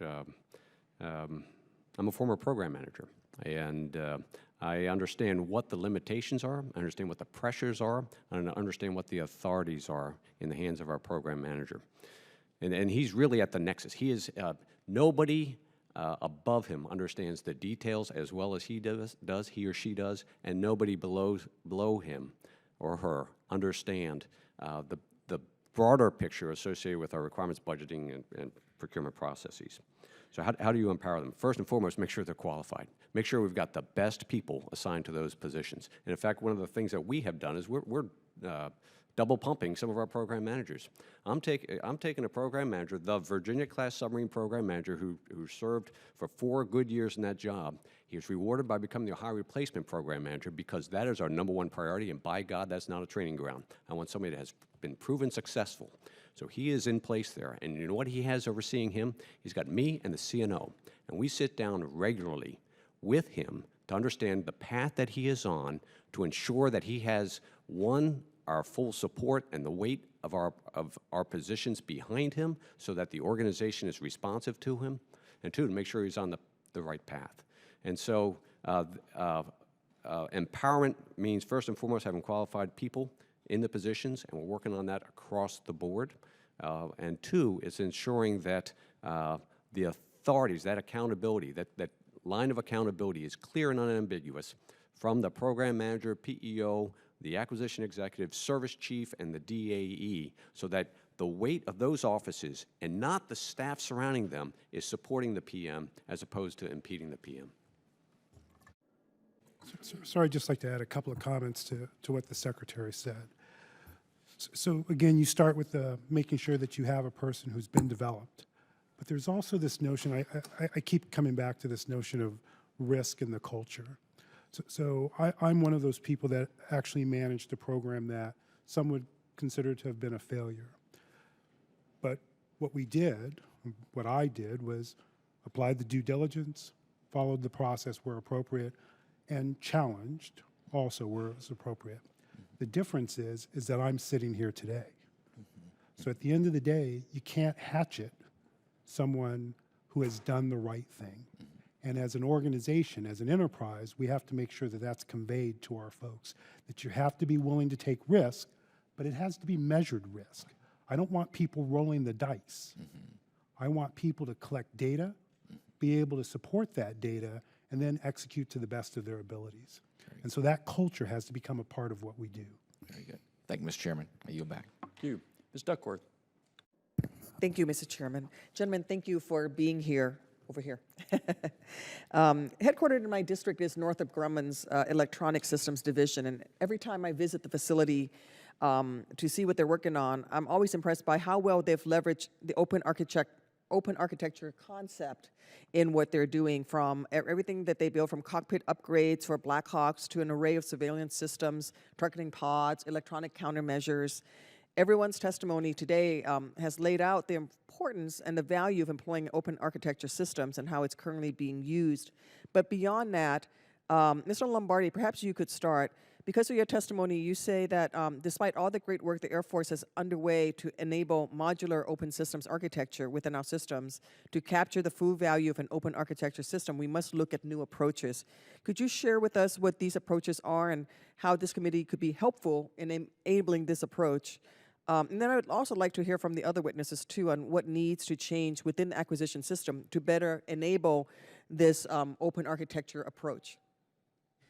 Thank you, ma'am. And in my statement, what I was really referring to was with respect to more of our systems that are are more application-centric systems that have an open architecture associated with that. And so really it was changing the dynamic of using other transaction authorities to be able to reach out and build a consortium where we could actually reach out and get people who traditionally don't play in our business. And so that was really what I was referring to with respect to we need to look at other.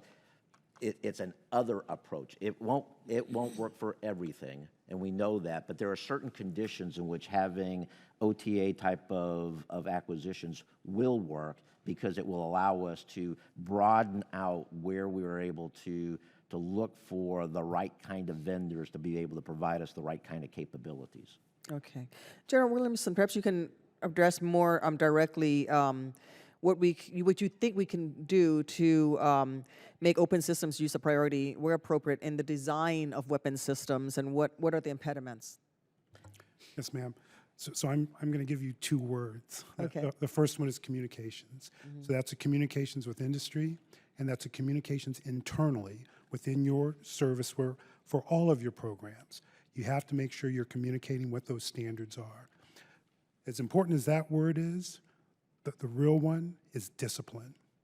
So just declaring that you have standards is insufficient. So everyone today, so it's very interesting. Everyone today talks about open systems architecture.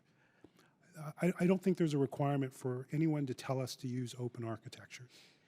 You really have to do that. If you want to do things so that you have a growth potential, if you want to have competition in the future to bring in components very quickly, you have to start with an open architecture.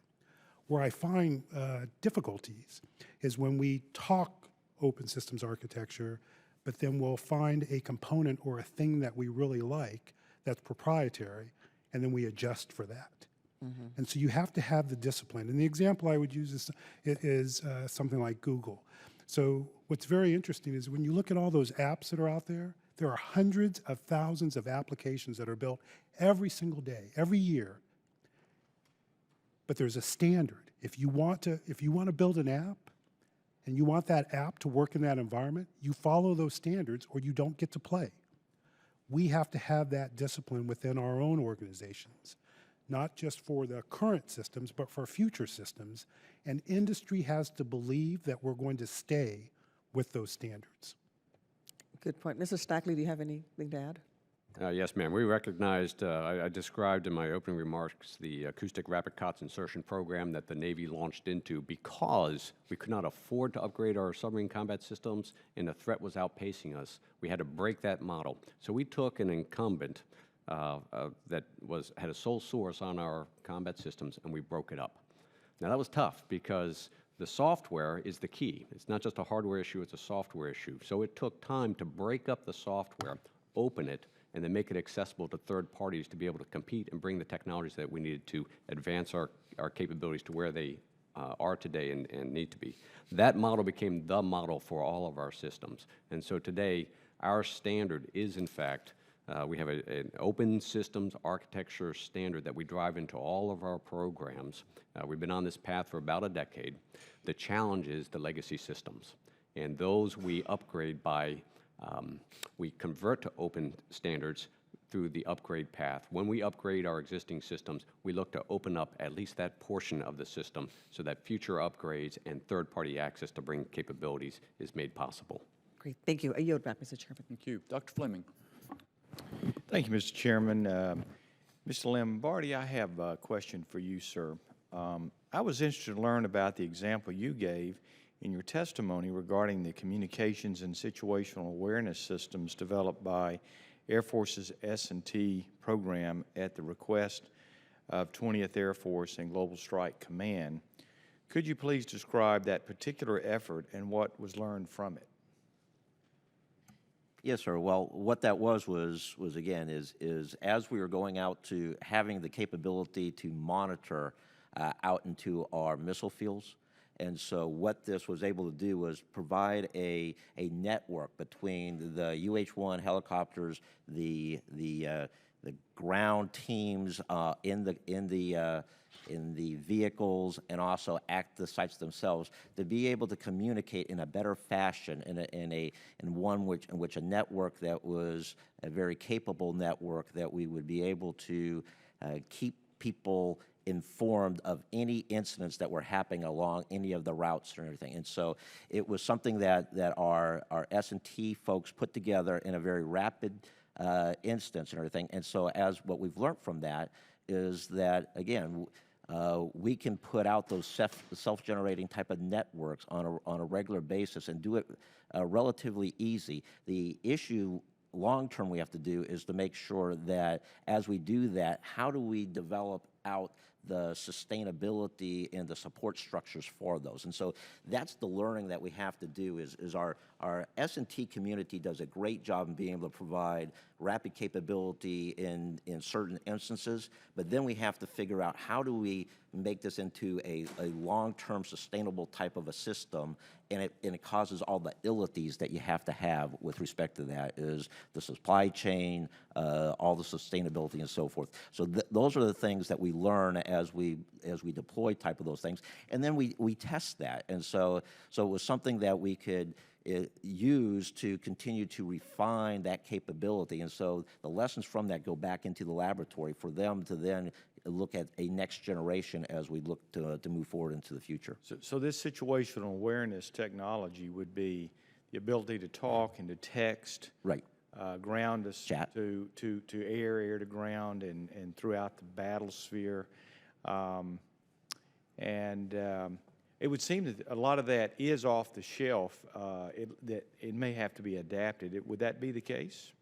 A lot of it is, but a lot of it is, as a lot of the things that we do, is there's a lot of things that are off the shelf. The issue is the integration associated with that. Mm-hmm. And that's where a lot of times the real magic occurs, is how do we integrate these type of capabilities together to form a system. And so while there is a lot of things that we can do to take off the shelf, it's still still a lot of the hard part is the actual integration to make them into a true system. Right. How long was the prototyping process, and is there anything in your view that would have helped speed up that process?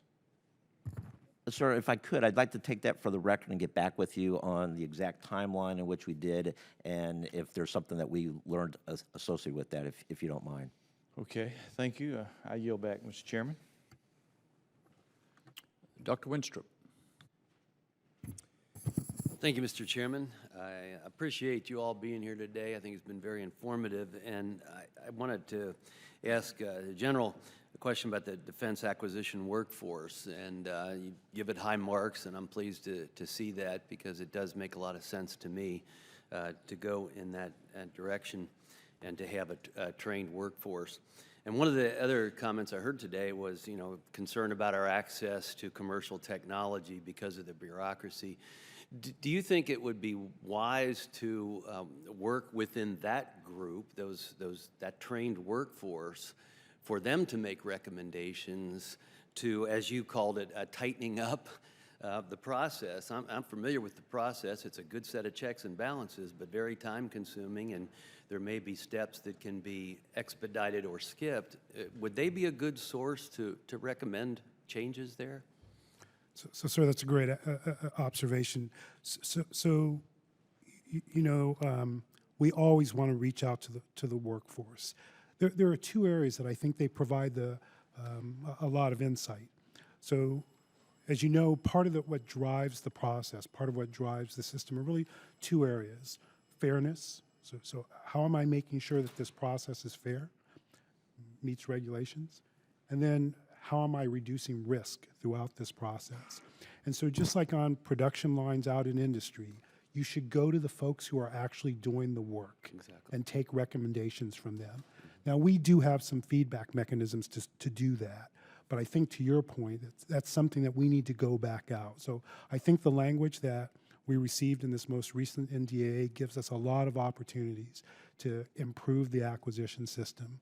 What we have to do is leverage that, go back out to the communities and see how we can improve within our own selves before we come back and ask for something else. And I think what it's attractive amongst that group is that there's so much of a crossover of uniformed and civilian employees, and maybe some came from the private sector, right? And I'm asking more than saying, but it seems to me that that would be a good mix of people in cooperation with the private sector folks. How can we change the system to make it still very effective, still reducing risk, but get the job done sooner? Yes, sir. So I think you're right in terms of the best practices.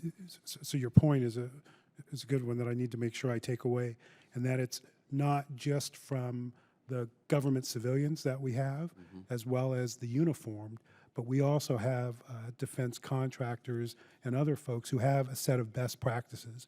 We always take a look at how we incorporate those, but we also have to make sure that we're looking beyond our own borders to see where there are other improvements that we could make.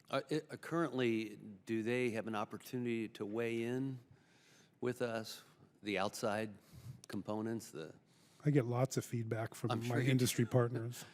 I'm sure you're doing one way or the other, but I mean in a constructive way. I think I would offer it's probably not as formal as I think you're leaning towards. There's always a tremendous amount of interaction between program managers and their industry counterparts, and then across all of the functions within a program office. I think what I would look at is how is that done structurally in a more formal manner. Okay.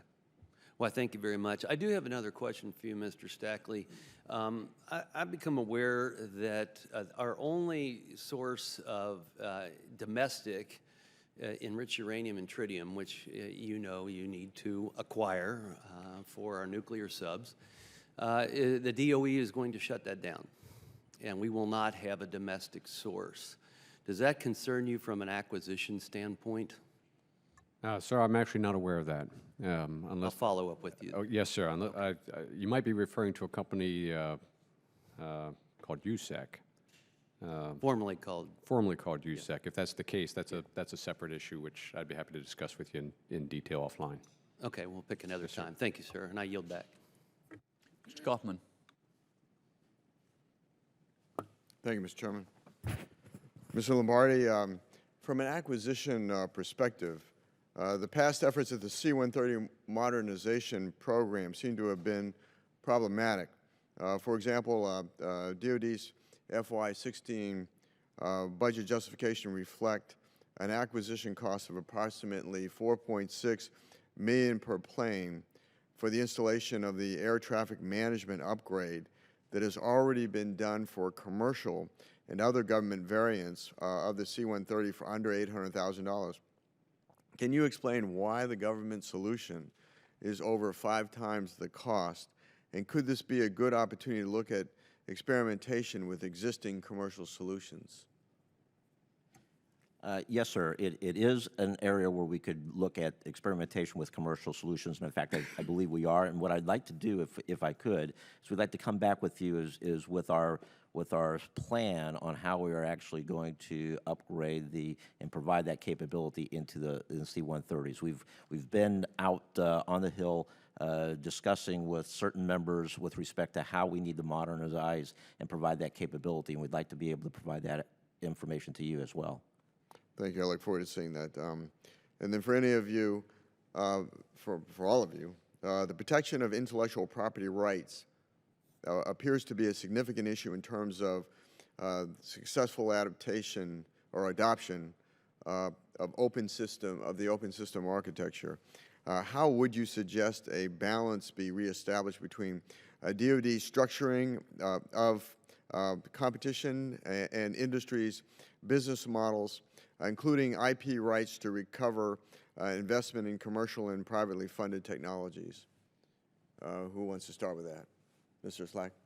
I'll start with that, yes, sir. First, when you go to open systems, it's a business model and it's a technical model. And the business model brings into question the data rights associated. Our view is that if the government has paid for the development of software, the government should acquire the data rights with that software. If somebody is bringing in software to a system that they developed, then we have frankly, that's a discussion with that element of industry in terms of whether or not we, the government, feel like we need that, the data rights to that software, and then how would we go about acquiring that with industry. So it's a business model. If we pay for the software development, we should be acquiring the data rights as we pay for that development. If we have failed to do so, for whatever reason, and downstream now we need to upgrade or add capability, then we're reopening a contractual discussion with that contractor in terms of data rights on the software. So we have to be very careful that we're not chasing away industry when it comes to data rights and intellectual property. So we have to do a better job of having that dialogue and communication. But if we have paid for it, in fact, we should be acquiring the data rights with it. Good. General.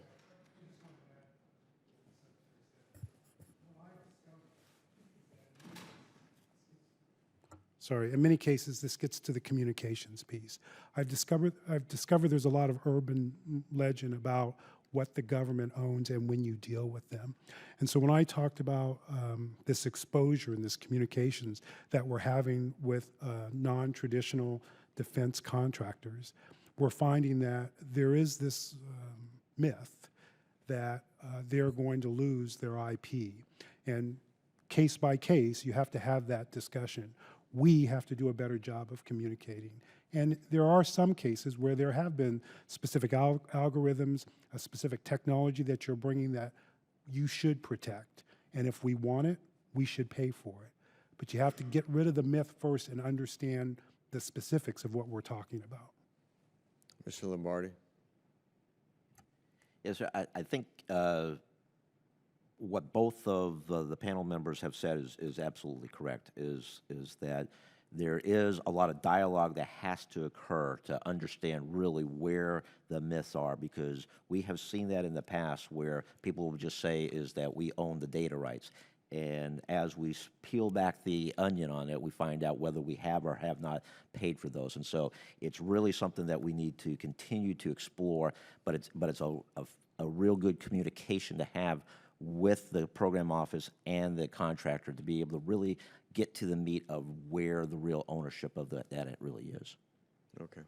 I will add one thing, and that is we've become much smarter about data rights, and we're having that dialogue much earlier in the procurement process so that we're not downstream and we're hung up. Okay. Good. Thank you, Mr. Chairman. I yield back.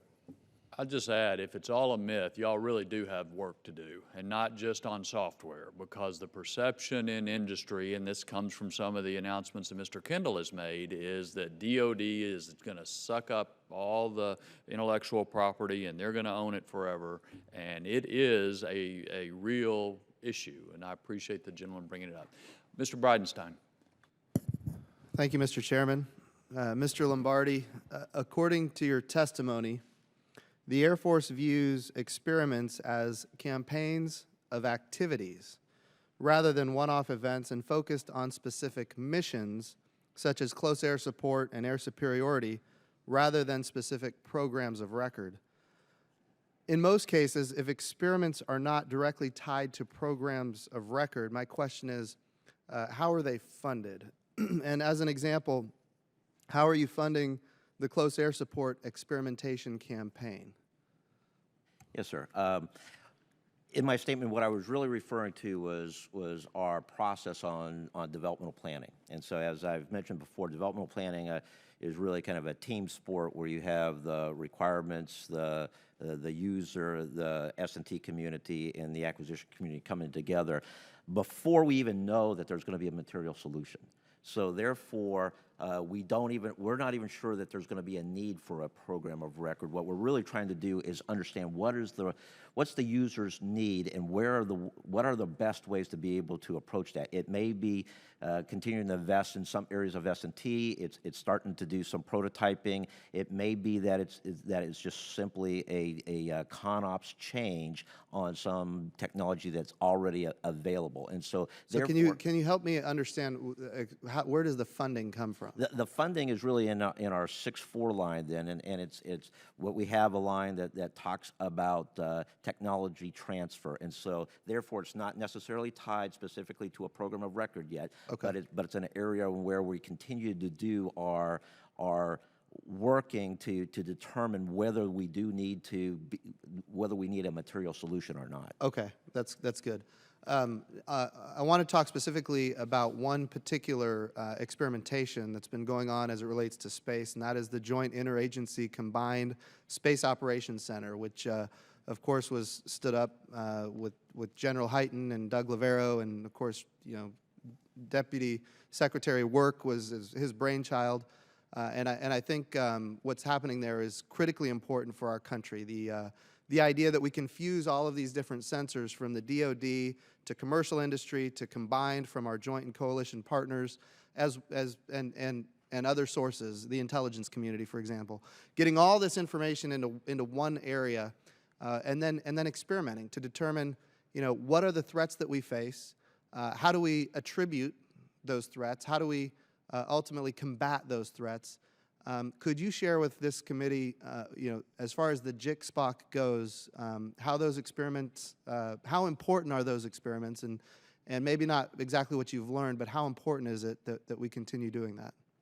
I think it's greatly important. Again, I think as you characterized it, sir, is that both the DoD and the intel community recognize a need to have to work together to be able to share important information across the national security space enterprise. And so by virtue of bringing the right players together, we are actually doing this experimentation, as you mentioned, that began this past October and is, I believe, going to be completing in the May timeframe. And so at least that's the first phase of it. And from that, then General Hyten and also U.S. Stratcom all will come together to kind of take a look and see what have we learned from this. But the initial phases has really been to try and understand how the interrelationships would be and how they're moving forward. And so as we move forward with this, I know this is an area of interest for you, is as we get to a point where we have good information to be able to come forward, I think we would be it would be very helpful to come see you and be able to provide you an insight on where we're at. The transition from what we learn in these experiments, and we need to understand kind of what comes out of those experiments, learning from that, and then transitioning to an operational capability, which of course in many cases is going to require funding that we're going to have to advocate for. I mean, that's critically important. I've got about 31 seconds left. I want to emphasize that I would like to see the JIC-SPOC in the President's budget request. I don't know if you can help with that, but those kind of activities in there would be good. Finally, I've got 18 seconds left. The DMSP-20, which we heard Chairman Rogers talk about, it's a big challenge. Would you be open to, for military weather purposes, purchasing data from commercial industry rather than purchasing $500 million satellites that ultimately sometimes end up being destroyed? I think as we've looked at things in the past, we have used both civil and our international partners to be able to gather information with respect to weather information and so forth. And so we will continue to look at all aspects with respect to how we can provide capability to our nation with respect to these areas. Thank you, Chairman. Thank you. Appreciate y'all. I think we've touched on a number of important topics today. I look forward to seeing the President's budget request, but as you can tell, the committee's not going to be content just seeing what comes over. We want to continue to work with each of you on a number of ideas and initiatives that we have to help push the whole system towards more agility. So with that, we again appreciate y'all being here, and the hearing stands adjourned.